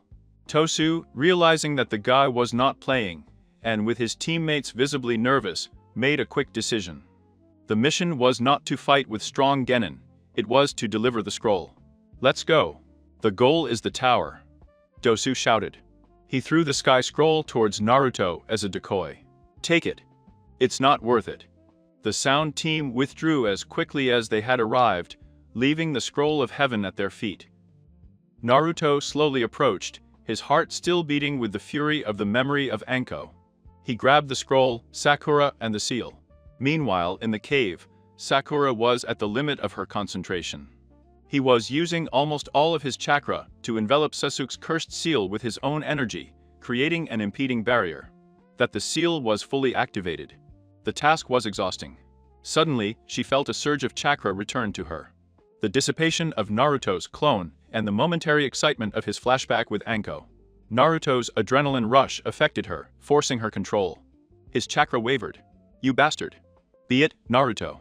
Concentrate. Sakura shouted, sweating profusely. But that little control error was enough for Sasuke's cursed seal to activate for a second. The black pattern spread slightly down his neck, and Sasuke groaned in pain. A terrified Sakura applied double the pressure, stabilizing the seal again, but the experience had left her trembling. He is not only playing with his own body, but with the life of his team. And with my nerves. When Naruto returned to the cave, panting slightly, and with the heaven scroll in his hand, he found an angry Sakura. I got it? We have the scroll of heaven and earth. Now we can go to the tower. Naruto exclaimed, the prodigy's pride shining in his eyes. Sakura stood up, her face was pale, and her green eyes were cold and sharp. You almost killed us, you idiot, Sakura hisses, her voice low and heavy with resentment. Your distraction made me lose control of chakra. Sasuke almost woke up with the active seal. What the hell is wrong with you? Are you really going to let your libido control our mission? Naruto got closer, but this time, there was no game. It's not my libido, Sakura. It's my power, Naruto said, his face stony. My power is so great that I have to fight to control it, even when I sleep. But whatever happened, it worked. We have the scrolls. And if you don't like my method, then cure Sasuke, and we're going to win this exam. Because I have something more important to do than fight with you. Naruto's gaze turned to the south, towards the direction Anko had taken. The message was clear. His real game was pending. Sakura remained silent, knowing that she could not argue with the result. They had the scroll, and Sasuke was stable. The weight of the secret. The drive to the central tower was a study in silent tension. Naruto had become a cold focus engine. He channeled every residue of the night, the visceral satisfaction, the twinge of danger, into his chakra control. Anko's memory of him, of forbidden whispers and an animal encounter, became a kind of mental anchor, a source of energy. That compelled him to excellence in order to be worthy of the next lesson she had promised. Sakura, on the other hand, moved like an exceptional genin walking on ice. His movements were precise, his senses were on high alert, but his mind was a battlefield of emotions. He saw everything. The certainty that Naruto knew that she had pretended to sleep tortured her. Humiliation was mixed with a burning envy. She was the girl who had rejected him for years, and he had escalated his status by sleeping with a dangerous honey. Without once looking at her. Sakura's face was pale, and her demeanor was one of icy efficiency. He no longer thought of Sasuke as his only romantic goal. Now, Sasuke was her duty, the patient who kept her grounded. Naruto was the temptation, the fire that he dared not approach. Naruto, the tower is 500 meters away. I detect 2 teams inside. And a strong young chakra signature, Sakura reported, keeping her voice flat and professional as they carried the unconscious Sasuke. It's Anko, Naruto said without hesitation. We need to get in and close the door. We don't want any last-minute intruders. Place a seal of silence around Sasuke as soon as we leave him in the healing room. She nodded, admiring his strategy, even while hating his arrogance. The boy she had known had died, and the one left was dangerously competent. The tower. A new awakening. They arrived at the tower and deposited Sasuke in one of the rooms assigned for rest. Sakura, without wasting a second, drew the seals of silence and healing, depleting her last chakra reserves. The dedication was absolute, a desperate attempt to prove that she was more than the excited spectator of the previous night. While Sakura was working, Naruto moved towards the statues guarding the scrolls area. He took out the 2 scrolls. The one of the earth, achieved with his strategy against Orochimaru, and the one of the sky, snatched from the sound team. When he placed them side by side, the ceiling of the statues dissolved, and the scrolls were opened with a dry sound. Instead of a bright light, a purple smoke screen rose up. In the center of the smoke, there was not a map or an ascent key, but a warning in bold letters and the face of the 3rd cage. If you have opened the heaven and earth scroll early, your team will be disqualified. The smoke cleared and revealed a 3rd scroll. Naruto picked it up, feeling the powerful chakra emanating from it. A voice echoed from the top of the hallway, laden with mockery. Well, well. Guess who survived my test of the truth? Anko appeared, jumping from the rafters. She was impeccable, smiling with her snake smile. There were no other Honin in sight. This was his area of responsibility. He approached Naruto, his gait was slow, deliberate, and his eyes did not move away from him. I'm surprised, Naruto-kun. I was hoping to meet the Uchiha, or maybe the girl. Never the perverted brat. She stopped right in front of him. Not only did you find the scroll, but you also proved that you know what the real danger means. His gaze slid for a second to Sakura, who was keeping an eye on Sasuke. The air between the 2 women was thick with an invisible rivalry. Then, his gaze returned to Naruto, and that was the real blow. Your true value is not in your scrolls, but in your ability to control, even in the most extreme situations, Anko whispered. Her voice just for him. And I see the evening lesson served you well. You almost convinced me that you were the almost. She bowed, using the pretext of taking the 3rd scroll from his hand. As he did so, his finger briefly grazed her wrist, a contact that was an electric shock. Remember, the beast is no longer locked up. He's in a game. If you want the next level of my teaching, you have to win. Not just for the genin, Anko smiled, his eyes sparkling with promises of things Naruto's mind couldn't comprehend, but for me. The ultimate reward is personal. Before Naruto could respond, the 3rd scroll Anko had taken from his hand released a rage. Faga of smoke. Sasuke, wake up. Anko ordered with a loud voice. The first broken link. Anko's chakra-charged voice penetrated Sakura's seals of silence. Sasuke Uchiha opened his eyes. He stood up abruptly, his breathing labored, looking around with a disoriented fury. The Mayaki Sharingan was not there yet, but the intensity of his gaze was that of a hunter. What happened? Where's the seal? Orochimaru? he asked, scanning the surroundings. Her gaze stopped on Anko, then on Sakura, pale and tense, and finally on Naruto, who stood before her, with an aura of power he had never had. Sasuke, being a sensory genius, immediately felt the difference. Naruto.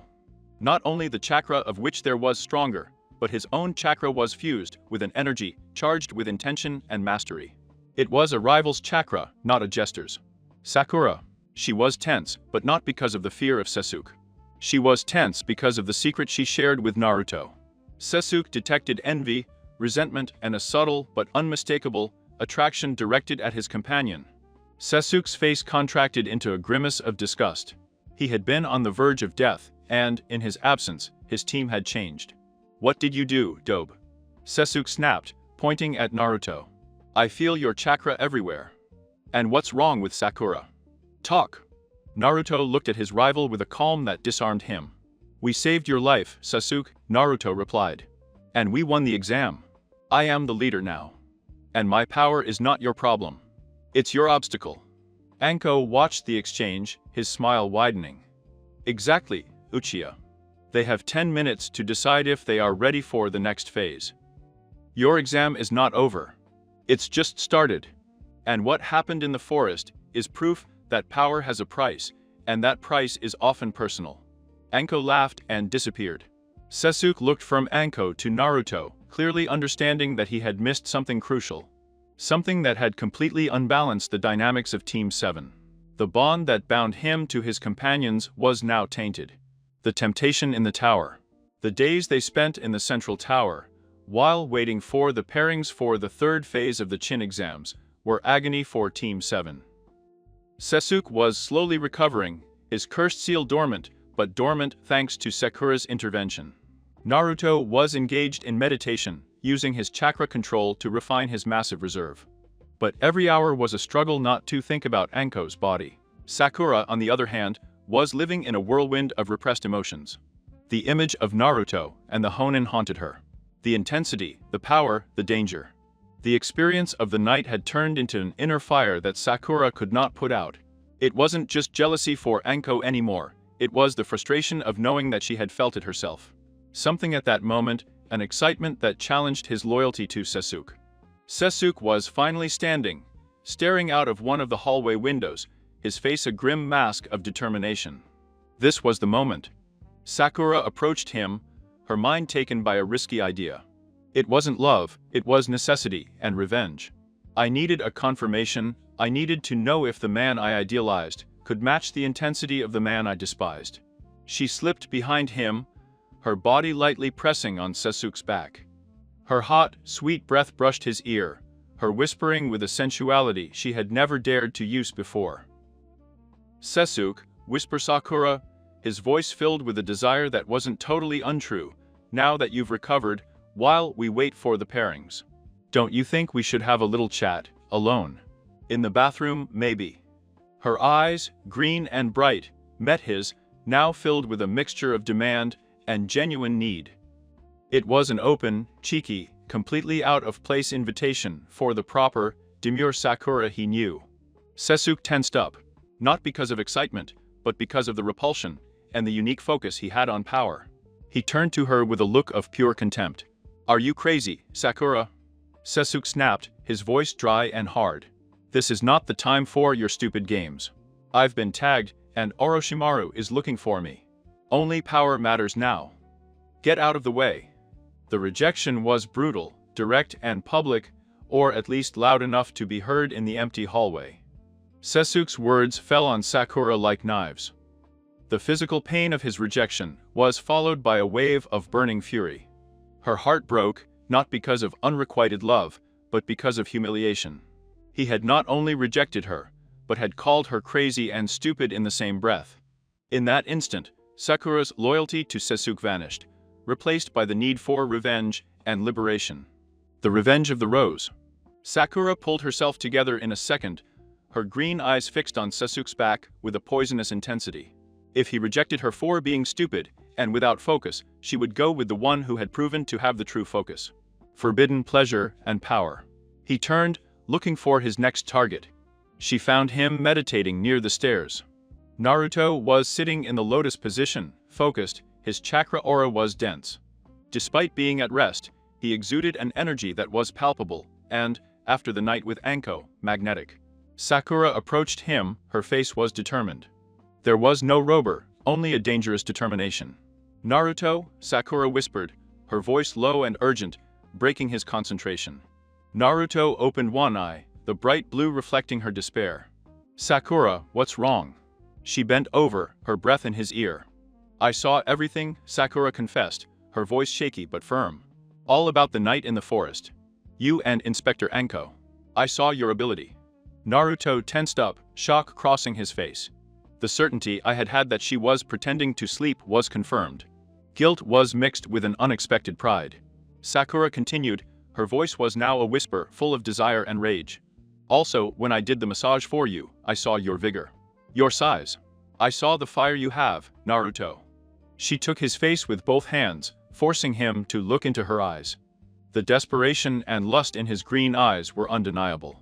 "I want you to show me what you can do. I want to know how you feel. Let's go to the bathroom now." Naruto was out of breath. Sakura's body was hot, her demand was direct, and her confession was a torpedo to the waterline of her mission. His mind, agitated by repressed desire, was struggling against logic. "Sakura, I think," Naruto began, hesitating.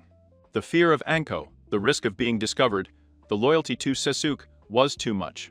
"No, Naruto." "You won't tell me no," Sakura interrupted, her voice now a blackmailing murmur. "I know you're insatiable. You proved it. And if you're not coming with me, don't make me tell everyone what I saw." The blackmail was the straw that broke the camel's back. Naruto, the pervert and strategist, gave up. He couldn't risk exposing the secret with Anko. In addition, the desire for feminine closeness, even if it was that of a desperate Sakura, was too strong. "Damn it, Sakura. You're a cheater," Naruto muttered. A hint of his old mischievous smile returned, mixed with intense resignation. She didn't wait. She took him by the hand with surprising strength and began to drag him towards the toilet area in the tower. The silent witnesses. The rare image of Sakura Aruno, the most correct girl and in love with Sasuke. Dragging the idiot Naruto towards the bathrooms with a feverish intensity, went almost unnoticed. The genin were either exhausted or focused on their own problems. But two people noticed it, and both with a painful understanding. Sasuke Uchiha, still standing by the window, watching the forest angrily. Hearing the bathroom door slam shut, he turned. His mind, sharp and trained in the detection of intentions, tied up ends. The rejection from him, the rage on Sakura's face, and the urgency to take Naruto. "Don't tell me that." Sasuke stood motionless for a moment. The idea was absurd. Susakura with that idiot. But the intensity in the atmosphere was undeniable. Sasuke's rage was no longer only for Orochimaru, but for the personal betrayal and humiliation of his admirer. Choosing lust with her rival. He walked slowly towards the toilet area, his hands clenched into fists. And Mata Iga, sitting alone in a corner, watching Naruto with her usual shyness. His Yakugan, activated by nervousness, could see the chakra auras and the lines of heat. She had seen the encounter at the window, Sasuke's rejection, and then Sakura's aggressive take on Naruto. When Sakura grabbed Naruto's hand, Hinata felt a sharp pain. But when she used her Yakugan to confirm, she saw something that took her breath away. Naruto's chakra was agitated, out of control, burning with a desire that she had never seen before. And Sakura's chakra was wrapped in a desperate and vengeful need. And Hinata, the shy girl who was fainting, pressed her knees to her chest. The image of his beloved being taken by another woman, not out of love, but out of lust and revenge, was unbearable. But his love was so great that he forced her to follow him. Not to intervene, but to be close to your chakra, to see, to understand. The central tower had become an emotional battlefield. Sakura was looking for revenge, Naruto, forbidden pleasure, and two silent observers were heading towards the scene, not knowing that the next act would be even more explosive. It is the act of revenge. Sakura dragged Naruto to the small communal bathroom in the central tower. The lock was flimsy, but Sakura's need was stronger than caution. As soon as the door closed, she pounced on him. "Now, Naruto," Sakura demanded, her green eyes alight with a mixture of fury and despair. She kissed him with a veracity he had never imagined possessing. It was a hungry kiss, not a tender one, loaded with Sasuke's spite and Anko's excitement.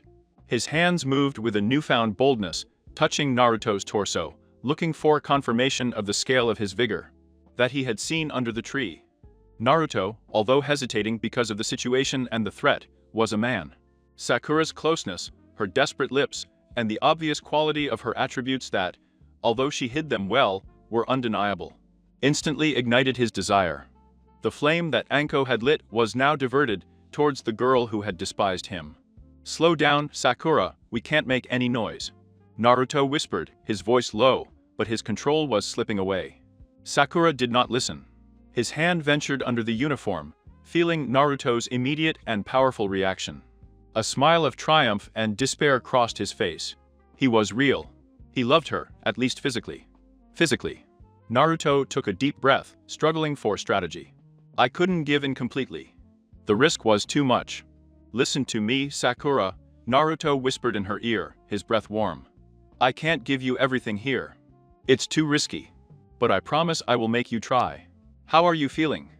With a move that was purely instinctive and domineering, Naruto grabbed Sakura by the waist, turned her aggressively, and placed her face first against the cold tile wall. She was left gasping for breath by the sudden reversal of roles, now totally submitted to his strength.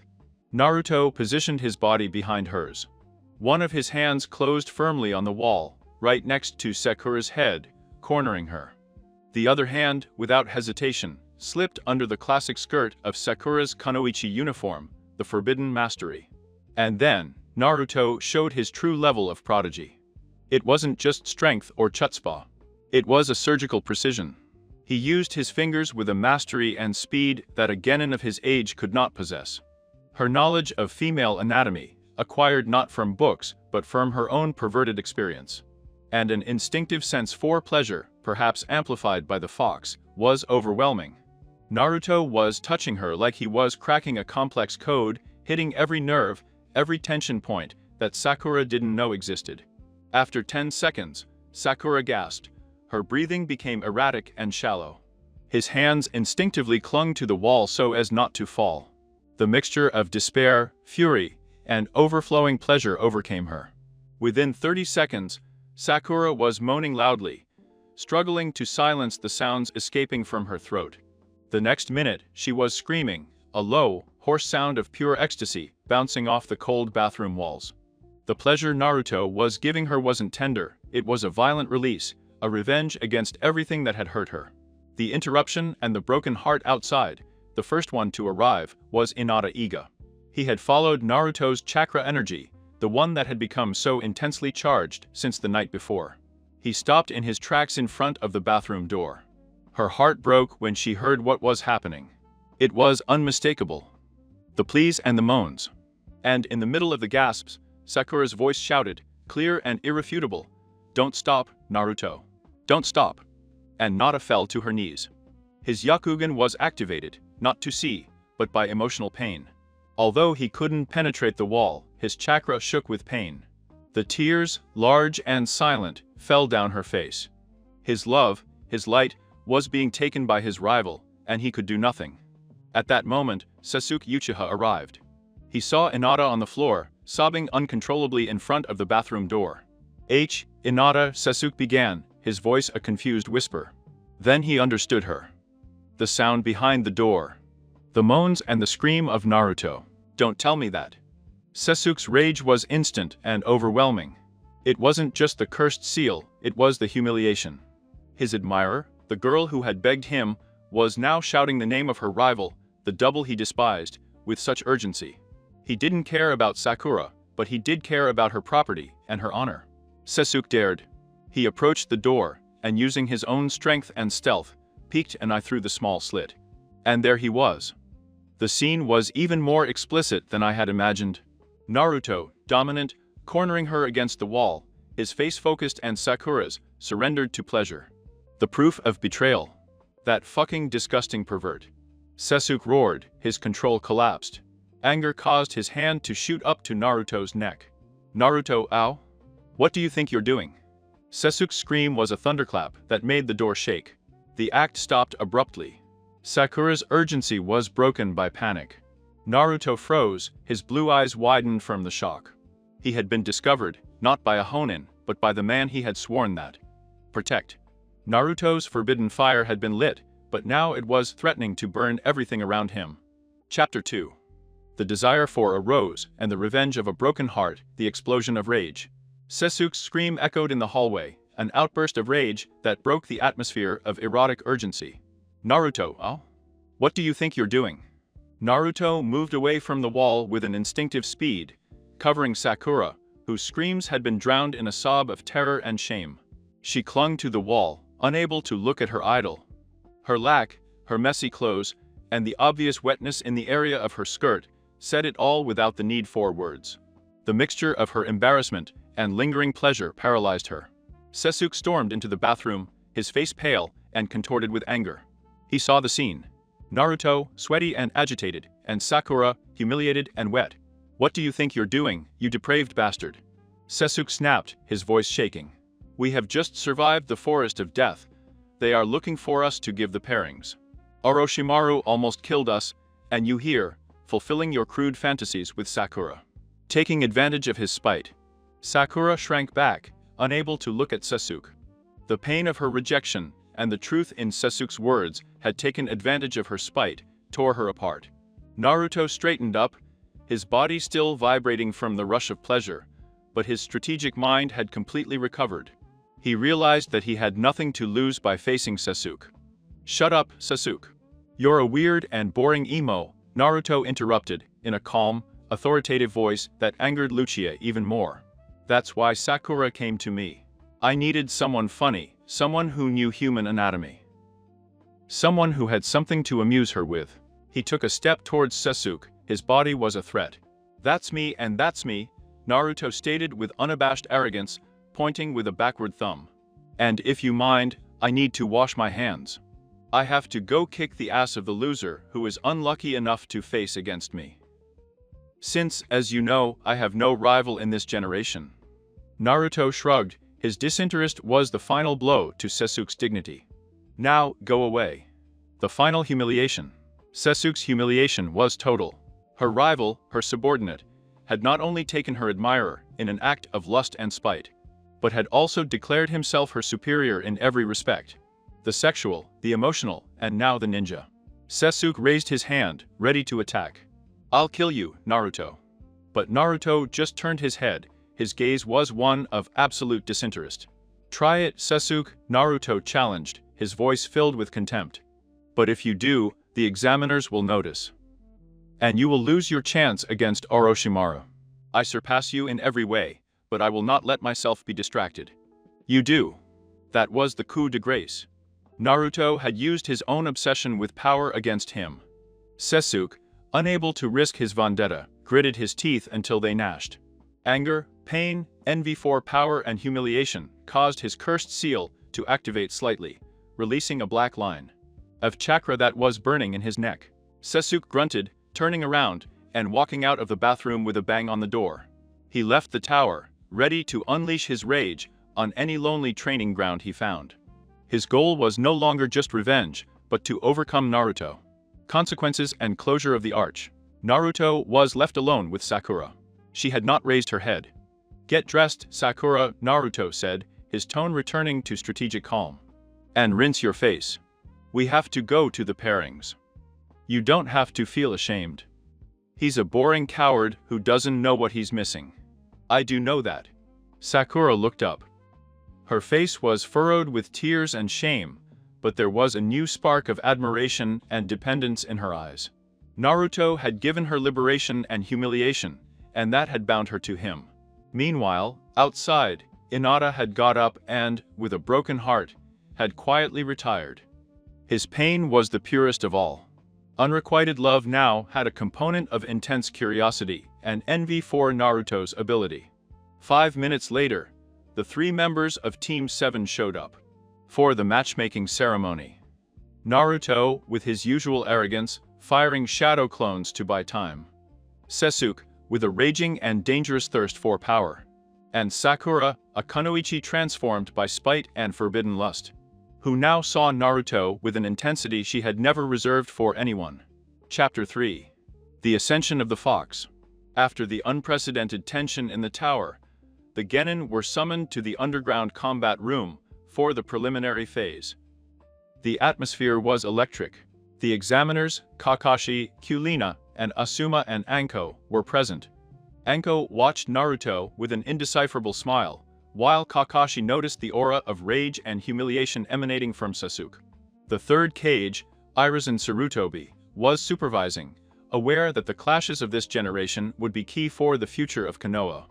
The new matchmaking system, random and projected on the screen, was as follows. Summary of preliminary clashes, third phase, combat. Participants. Result. 1. Naruto Uzumaki, Konoha. Naruto vs. Peki victory. New Master's Degree. Naruto uses the Kagebunsen as a massive decoy, forcing the enemy to disperse his chakra. A clone defeats him with a precise and strategic blow, showing superior intelligence and control without resorting to the Kibi chakra. 2. Kanker, Suna vs. Shino Bormi, Konoha. Shino's victory. Strategy and containment.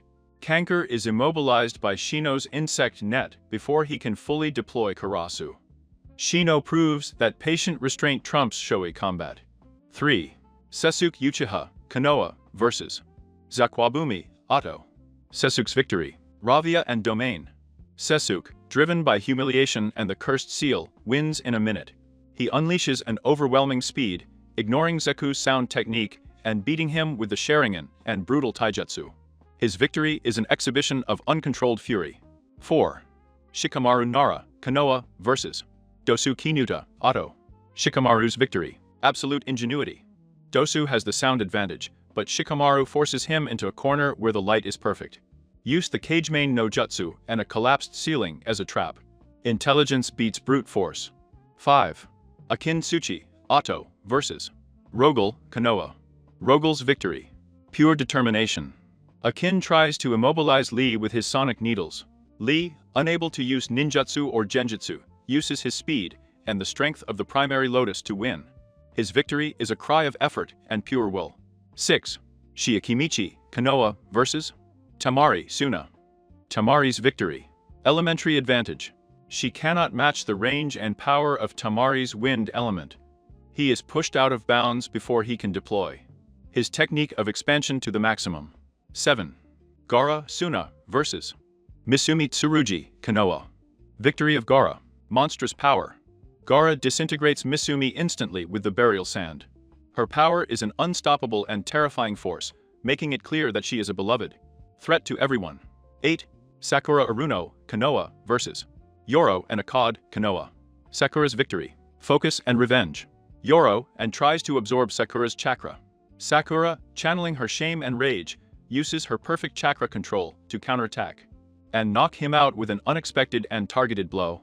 His victory is an act of self-affirmation after humiliation. 9. Inada Iga, Konoha vs. Neji Iga, Konoha. Neji's victory. Destiny vs. Well, Neji overpowers Inada with the Jiken, soft fist, but Inada fights with a new one. Unwavering, well, that impresses Naruto. Neji wins, but the seed of doubt and admiration for the effort is planted in Naruto. Export to spreadsheets. Naruto's statement. The first match was that of Naruto Uzumaki.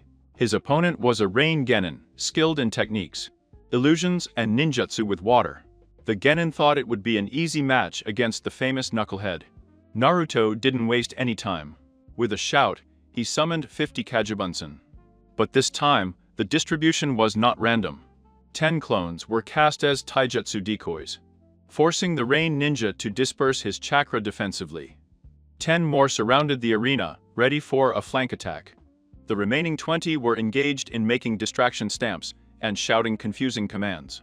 The Rain Ninja, overwhelmed by the noise and the quantity, concentrated on dissipating it. Attack clones. While this was happening, the original Naruto used his intelligence. He stayed away, keeping an eye on the tension on his opponent's face. A single clone, barely visible in the chaos, used the distraction to get close to the Rain Ninja's blind spot.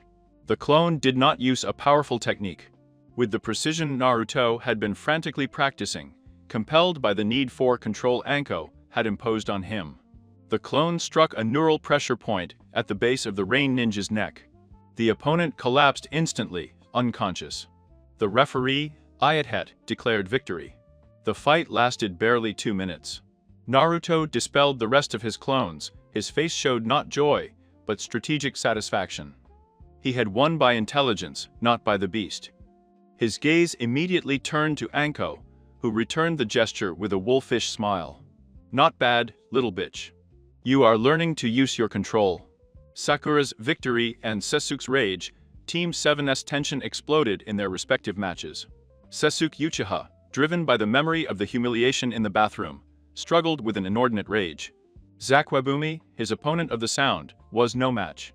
Sasuke's Sharingan, now more active, allowed him to anticipate sonic attacks, and his taijutsu was brutal. He ended the match in an unnecessarily violent move, leaving Zeku severely injured.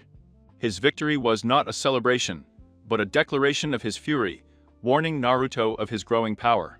Sakura Aruno, in her combat against Yoro, and Akkad, a ninja expert in chakra absorption, fought with fierce concentration. Every blow, every move, was a silent revenge against Sasuke and an affirmation of herself. When Yoro tried to absorb his chakra, Sakura, whose skill in control was perfect, used that connection to send him an overload concentrated on a focal point, knocking him out. His victory was an act of emotional independence and ninja. The month of training between the preliminaries and the finals passed in a blur. For Naruto, it was the most transformative period of his life. Under the tutelage of Jiraiya, the imperverted saint, his growth was meteoric. Jiraiya, although trying to maintain the facade of his research, IDS spying on women, was forced to recognize the prodigious nature of his new pupil.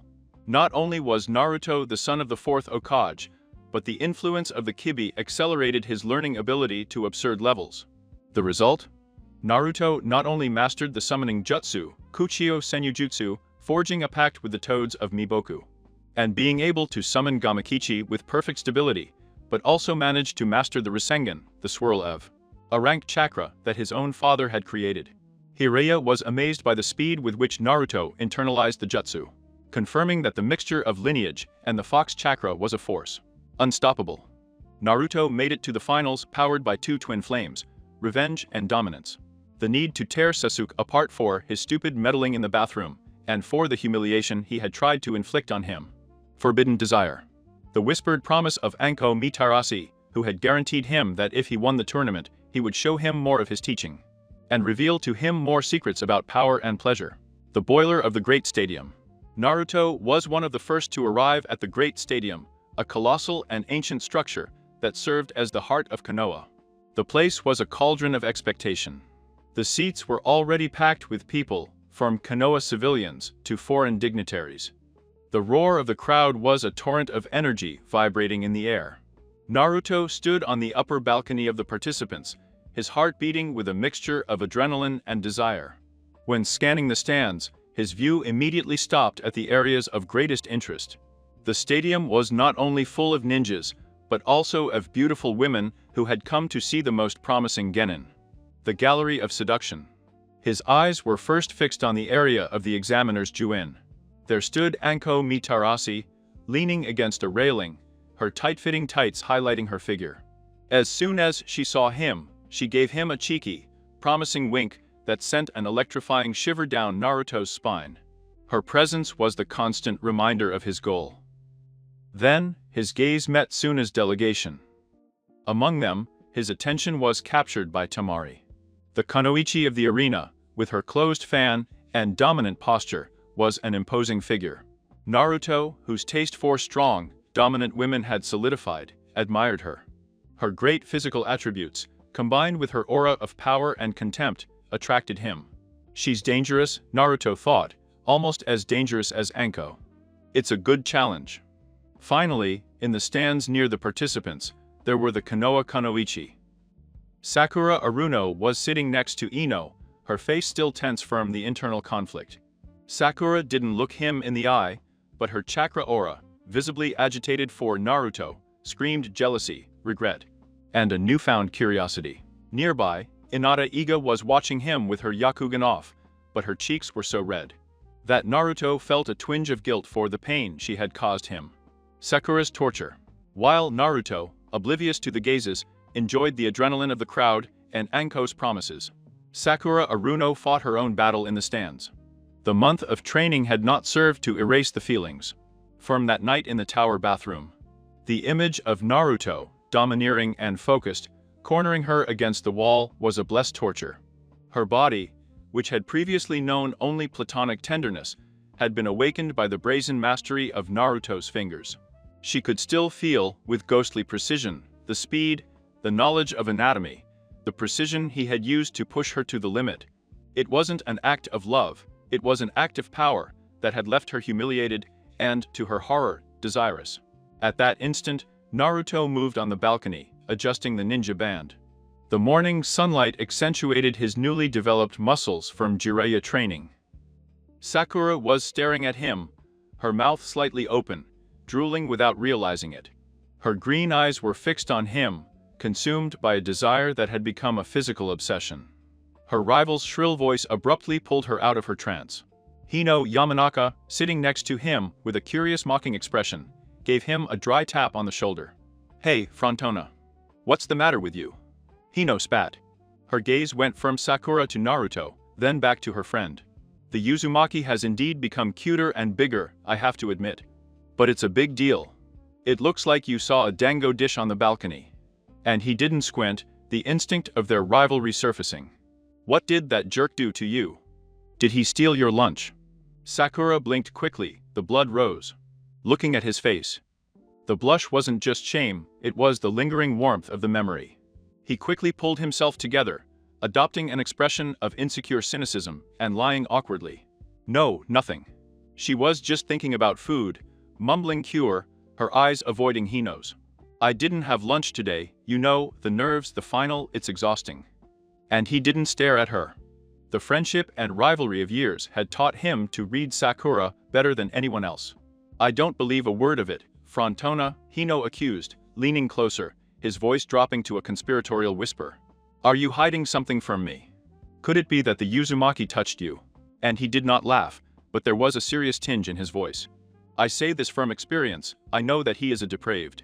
At the academy I was always trying some stupid thing. But now, he looks more capable." Upon hearing Hino's confirmation, and the direct mention of his ability, Sakura's face caught fire. "I know how you come up with that, Hino." Sakura protested, her voice too loud, as she desperately struggled not to tell him the truth. The truth was that Naruto was too capable, and that she had begged him.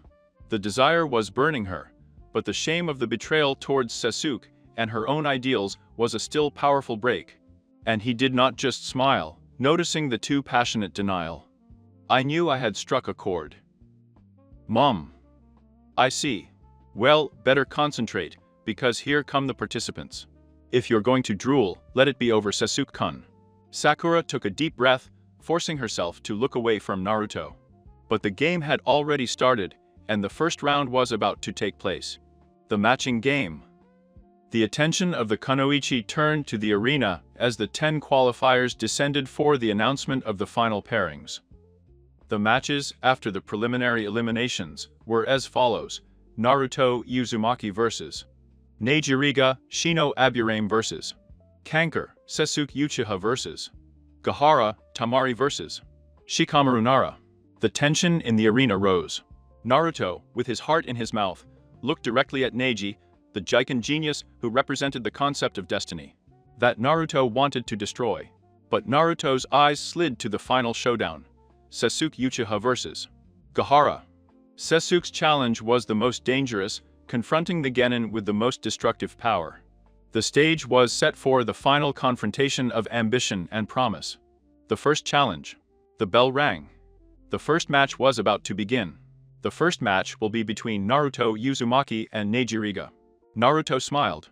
The first test of his new power, and the first opportunity to impress the Honin who had promised him a reward. The previous fights took place with the expected intensity, but with a crucial change in the results. That led directly to the desired climax. Shino Abura beat me to Kanker, maintaining his control. Shikamaru Nara used her intellect to force Tamari's surrender, though she was fascinated by his genial laziness. The focus was on the most dangerous match, Sasuke Uchiha vs. Gaara. The match was an exhibition of fury and power. Gaara, with his absolute arena defense, dominated, but Sasuke's rage, fueled by Naruto's humiliation, and the cursed seal's thirst for power, gave him an unusual strength. Using his Kakashi-enhanced speed, and the combination of the Sharingan with the Chidori, his final training technique, Sasuke managed to penetrate Gaara's arena defense in a fleeting instant. Gaara was shocked and temporarily incapacitated, forcing his brothers to withdraw him and declare Sasuke's victory. Iluchia had won, but her victory was a dangerous and desperate display of brute force. The grand final. The irrevocable confrontation. The midday sun bathed the combat arena. The referee, Ayatet, raised his voice. Attention! The final battle for promotion to Chunin will be between Sasuke Uchiha and Naruto Uzumaki. The roar of the crowd was deafening. This was the culmination of Konoha's most toxic and passionate rivalry. Sasuke descended first. His face was a mask of absolute concentration and hatred. The victory against Gaara had hardly given him satisfaction.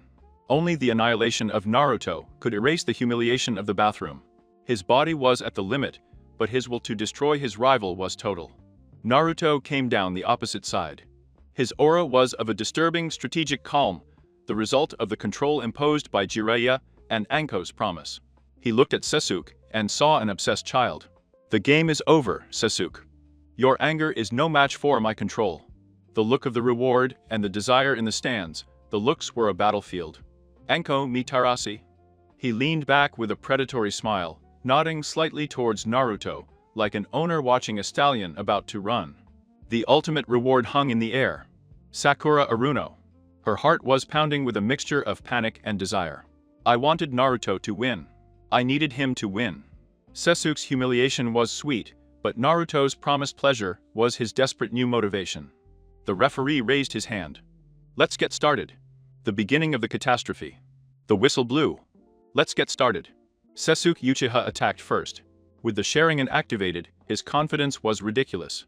He watched Naruto's movement in slow motion, convinced that his visual mastery, and the taijutsu perfected with Kakashi, would make him invincible. In his mind, this match would last less than Gaara's. It would be a quick humiliation to punish his rival for the insolence of the bathroom. Naruto, however, was not the same double as before. Jiraiya's training and his new strategic approach had given him lightning speed and reflexes that even Sasuke's eye couldn't compensate for. Sasuke threw a punch at Naruto's torso, but Naruto bowed minimally, barely dodging. Naruto's counterattack was instantaneous. A blow aimed at the chin that, although blocked, caused Sasuke to take a wobbly step backwards. What? Sasuke muttered, incredulous. The Sharingan was showing him Naruto's movement, but his body couldn't react in time. The exchange continued, and Sasuke's frustration grew exponentially. Every kick, every punch, every feint of Naruto was superior.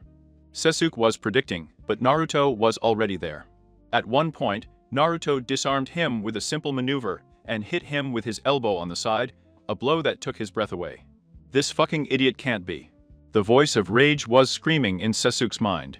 I am an avenger, a genius, he cannot surpass me in taijutsu, even with Sharingan. The humiliation he felt was worse than the one in the bathroom. If he couldn't surpass the idiot in fundamental skills, his path to revenge was dead. The decision to kill. Sasuke's anger boiled over. His failed taijutsu stopped.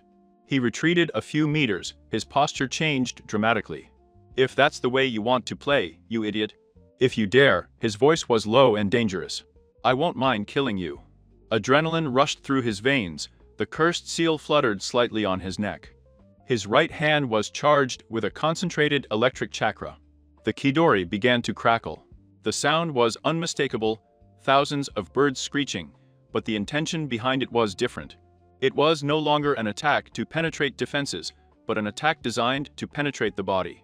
Sasuke, blinded by rage, had and power, was willing to murder his own teammate out of pride.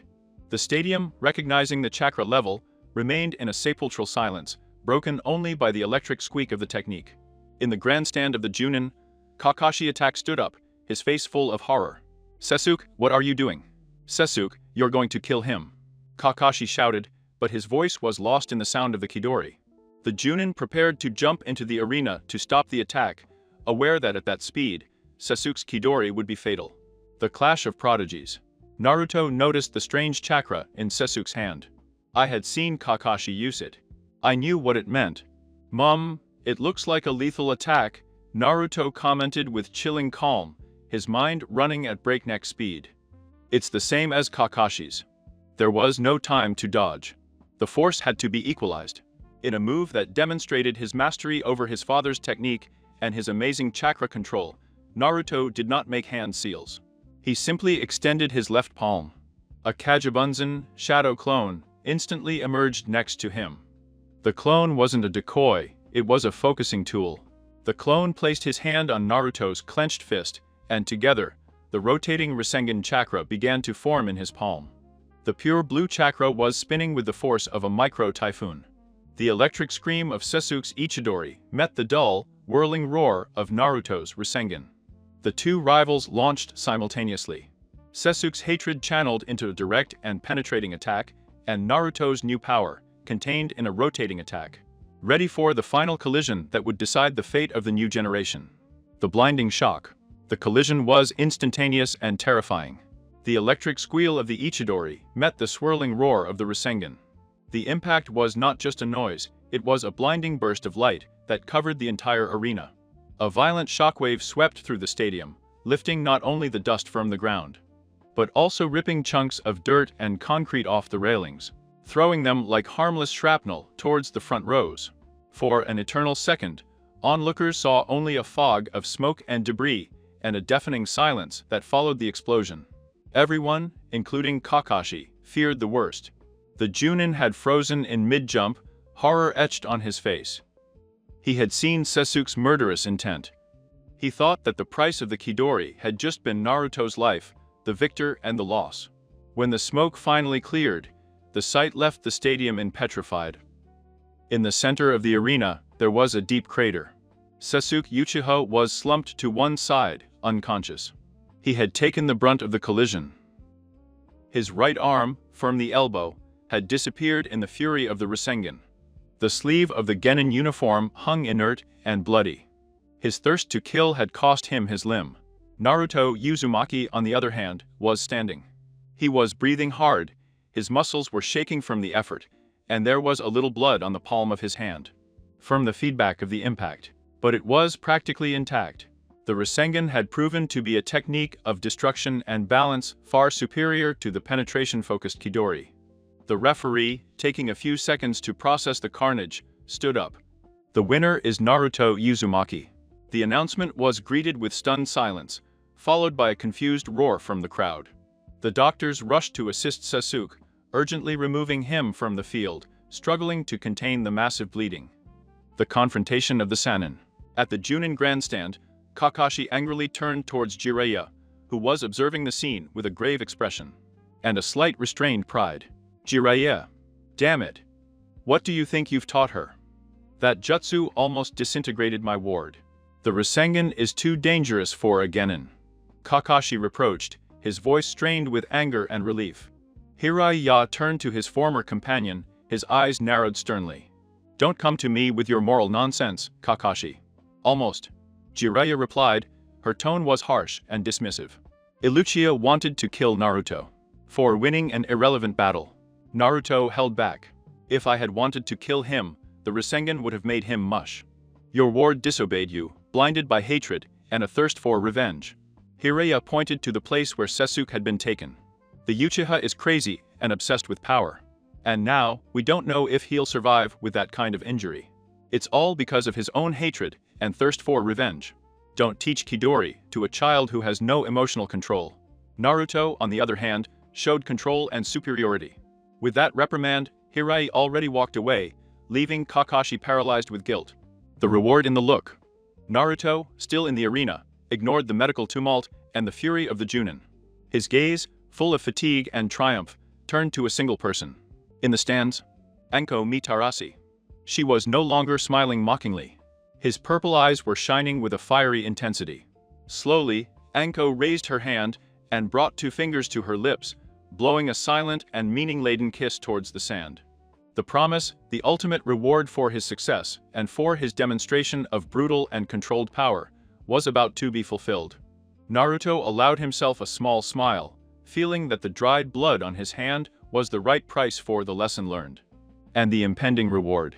Sasuke's humiliation was complete, and the real game with the Chunin was about to begin. 2 months of trauma and contempt, 2 months passed since the fateful end of the Shinin exam. The confrontation between Rasengan and Chidori had not only destroyed a part of the arena, but also the emotional structure of Team 7. Sasuke Uchiha was being held in a specialized medical suite. He had lost his right arm, replaced by temporary prostheses and complex healing techniques that promised to restore function, but never natural sensation. The physical loss was unbearable, but the psychological damage was worse. The humiliation of being overcome, not by brute force, but by Naruto's control and tactical superiority. Sakura Aruno became his only regular visitor, driven by a mixture of loyalty, guilt, and a desperate need for redemption. I was trying to heal the bond, but I found only contempt. On one of her visits, Sakura came into the room with a bouquet of flowers, trying to force a smile. "Hi, Sasuke. How are you feeling today? Doctors say that regeneration is making a lot of progress." Sasuke, with his face turned towards the window, interrupted his monologue. His voice was a cold growl, charged with venom. "What are you doing here, Sakura? Go away." "I just came to see you, Sasuke," Sakura insisted, her voice small and shaky. "I was really worried. Kakashi-sensei says that if you concentrate on the chakra." Sasuke turned abruptly, his eyes black, the Sharingan was off, exhausted from overuse, fixed on her. There was no pain on his face, just utter contempt. "Don't worry, Sakura." His voice cut through the air like broken glass. "Naruto's arms and fingers are intact, for your good. You don't have to pretend to be worried about my recovery." The blow was devastating. The direct reference to the bath, to her betrayal, and the enjoyment she had obtained made Sakura's face contract with pain and shame. Sasuke's resentment was palpable, a wall of hatred that she couldn't penetrate. "Sasuke, I don't." "Leave me alone and go," Sasuke ordered. He got up from the bed, approaching her with a look of danger so intense that she instinctively recoiled. Using his left arm and shoulder to push her, he forced her out of the room. "If you come back, I will tell Kakashi that your presence only interferes with my training." Sakura left the suite, defeated. His loyalty had been rejected, his love scorned, and his body, once again, desired only by the lust of his rival. Tears fell down her face, but deep down in her broken heart, a new and dangerous resolution was kindling. The forbidden reward. While Akura was suffering the price of betrayal, Naruto Uzumaki was walking through a discreet district of Konoha. His nerves were on edge, mixed with intense excitement. He had won the tournament, humiliated Sasuke, and now the day of the reward had come. She was holding a small crumpled paper with the address that Anko had slipped into her hand during the award ceremony. The scroll, confirming his promotion to Chunin, was less exciting than this simple piece of paper. Naruto arrived at a small, modest-looking apartment building. He climbed the stairs, the sound of his footsteps amplified by the silence. He stopped before the door marked with the number Anko had written. He took a breath. The adrenaline was as intense as if he was about to face Orochimaru. He knocked on the door, the sanctuary of the serpent. Inside the apartment, Anko Mitarashi was moving with predatory efficiency. He had spent the 2 months watching Naruto, enjoying the explosion of tension he had caused in Team 7. The boy had proved to be controlled, powerful, and absolutely brazen. A toy worthy of your attention. The apartment was small, but clean, with an air of a dojo mixed with a personal sanctuary. In a corner, on a low table, Anko had arranged a selection of personal toys. Braided leather whips, fine steel chains, silk bandages, and various accessories. They were not instruments of torture, but tools of pleasure, selected for their potential to dominate and excite. As for her outfit, Anko had opted for a bold and provocative display. He had discarded his usual Junin uniform.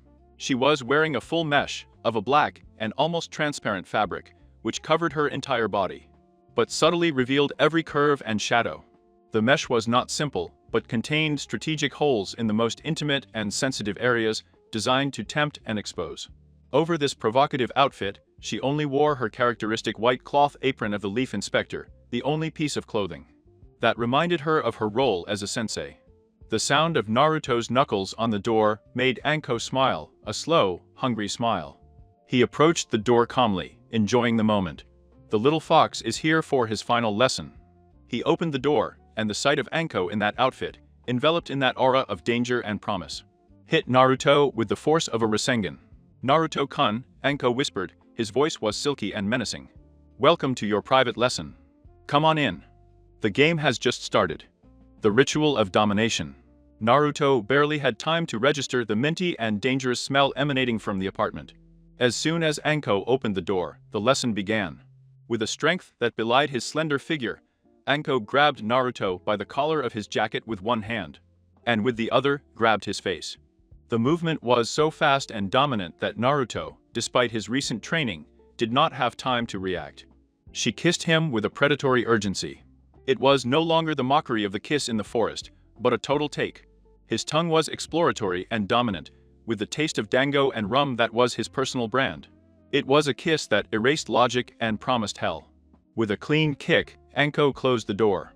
She broke the kiss just to push him away. Naruto tripped and fell on the bed, which was low and wide. Before he could recover, Anko stood over him. She was wearing thin-heeled black combat boots, and without hesitation, she placed one of her heels right in the center of Naruto's chest. The transparent mesh with strategic holes, covered only by the white apron at waist height, gave Naruto a privileged and intimate view. That took his breath away. The danger of her weight, the threat of the heel on her chest, and the exposure of her body created a cocktail of fear and unbearable excitement. She bent over, her face dangerously close, her purple eyes fixed on him, as if she were about to devour him. "Are you ready, Uzumaki?" Anko whispered, her voice vibrating with power. Naruto, unable to speak, could only nod, his breath caught in his throat by the weight and pressure. "Fine. Then show me that hard-earned control." The private lesson. Anko removed the heel and, with expert movements, took the silk and steel chains that she had prepared. Naruto was pinned in all four limbs to the bedpost, a prisoner of his desire. The restriction, far from being painful, was an intensification of the forbidden pleasure. Once secured, Anko proceeded with the lesson. Her experience was that of a kunoichi who had lived on the margins and who knew the human body in all its facets. She didn't use force, she used knowledge, using her mouth, fingers, and other cavities with a mastery that surpassed anything Naruto, with all his clandestine bathroom experience, could have imagined. She brought him to the edge of the madness. His technique was a dance, a series of ups and downs, of gentle touches, followed by intense attacks on the most sensitive points. She was moving and jumping on him, laughing with unbridled joy. "Come on, little bitch. Show me that fire. Scream for me. I know you're insatiable." He was challenged by Anko, enjoying Naruto's internal struggle to maintain silence and control. Naruto couldn't contain himself. The armchair moans that I had suppressed in the forest and in the bathroom escaped. The pleasure was so overwhelming that his vision became blotchy. The combination of the restriction, the danger, Anko was still her sensei and a possible enemy, and the torrent of sensations was unforgettable. The Rasengan and the Chidori felt like child's play compared to the power she wielded over her body. The meeting, driven by Anko's mastery and sadism, lasted until she decided that it was enough. The exchange of power. With a triumphant smile, Anko undid the knots and freed Naruto, leaving him exhausted, shaking, and completely exposed. "Not bad for the first round," Anko hissed, leaning over him. "Now, let's see if you can give a good lesson." She got up, her mail shining in the dim light of the apartment, and threw the braided leather whip that had been on the table at him. "My turn, little bitch. Show me your domain. Chain me up, and use that. Make me regret challenging you." Naruto, although exhausted, felt a new surge of power. The need to dominate the woman who had just dominated him. Her blue eyes sparkled with the intensity of kiwi. He got out of bed, the whip in his hand felt like an extension of his will. The rest of the evening turned into a blur of reversed roles. Naruto took control. He used the restraint and the whip, not with malice, but with the suppressed fury of a young man who had finally found a way to channel all his energy and his boundless power. Anko was delighted. His masochism was met with Naruto's need to assert his power. Her screams were not of pain, but of pure ecstasy, each scream asserting the dominance of her ward. It was an incredible night, an explosion of pleasure and power that forged an indestructible and dangerous bond. Naruto had experience, yes, but never one like that. By dawn, he understood that the real power in the ninja world was often found in the most forbidden places. The game was over for now. But the relationship between the snake and the fox had been engraved on the skin of both, echoes of pleasure and nocturnal agony. While inside Anko Mitarasi's apartment, the ritual of power and pleasure was unleashed, the dry of the night. They were expanding through the quiet residential district. Anko's ecstatic screams, the dry resonances of the whips, and the rhythmic and urgent applause of Naruto's hands created a symphony of debauchery that his neighbors suffered or enjoyed with a mixture of panic and morbidity. But the one who was really suffering was Sasuke Uchiha. In his high-level medical suite, despite sedatives and advanced treatments for his mutilated arm, Sasuke could not fall asleep. His mind was a torment. Naruto's Rasengan, the loss of his arm, and the memory of humiliation in the bathroom. He felt Naruto's power grow while his was stagnating in a hospital bed. The memory of Naruto's words in the bathroom, "I have no rival in this generation, go away." And Jiraiya's final blow to Kakashi. The Uchiha is crazy and obsessed. Hate was a toxin. At 3 a.m. tomorrow, Sasuke made a decision. I couldn't stay in that pathetic hospital, waiting for a slow healing, while Naruto got strong with a dangerous Jin. He needed revenge and power to fulfill his true goal, to kill Itachi. With a precision forged in desperation, she dressed, and he slid out of the window, using only his left arm. The ambush of despair. Sasuke headed towards an abandoned training camp on the outskirts of the village, looking to vent his frustration. It was a predictable move, and, fatally, too convenient a decision for those watching. As soon as he set foot on the dark earth of the field, he was assaulted by 4 shadows. They were the quartet of the sound. Now, the quintet, for Kimimaro was absent, but the main group was intact. Elite ninjas under the direct service of Orochimaru. They were quick. Sasuke, weakened, with the trauma of his arm still latent, was overpowered with a brutal and efficient beating. The final blow left him kneeling, bound with thick chakra ropes that burned his skin. Kidomaru, the one with the multiple arms, scoffed. Well, well. You were hoping no one would notice. Orochimaru-sama sent us to get you. The path of power begins with submission, Uchiha. Hirobo, the burly one, laughed in his grave voice. Do you want power, Uchiha? Orochimaru-sama can turn you into his best toy. He will give you the power you need. The hardest blow was the verbal one. We heard how you were humiliated in the exams, hissing Saken. The rumor that the last Uchiha of the Blade was humiliated by Uzumaki Naruto, the Kibi, is running all over the ninja world. You're a weakling. The revelation of Tayuya. At that moment, Sasuke's attention was captured by the only woman in the group. It was Tayuya, the user of the demonic flute. She was wearing a rough and revealing outfit, with a rough and wild beauty.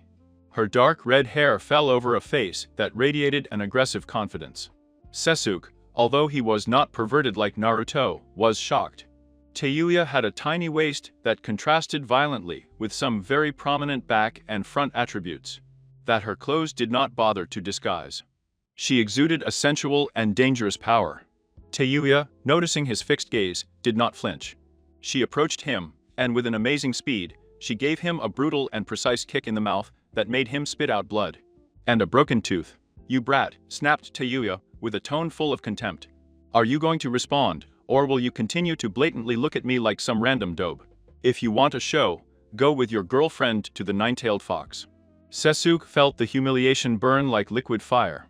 The word dobe in the mouth of a stranger, and the mockery about Naruto, made his will falter. I was tempted. The straw that broke the camel's back came from Hirobo, who looked at him with pity. Weakling.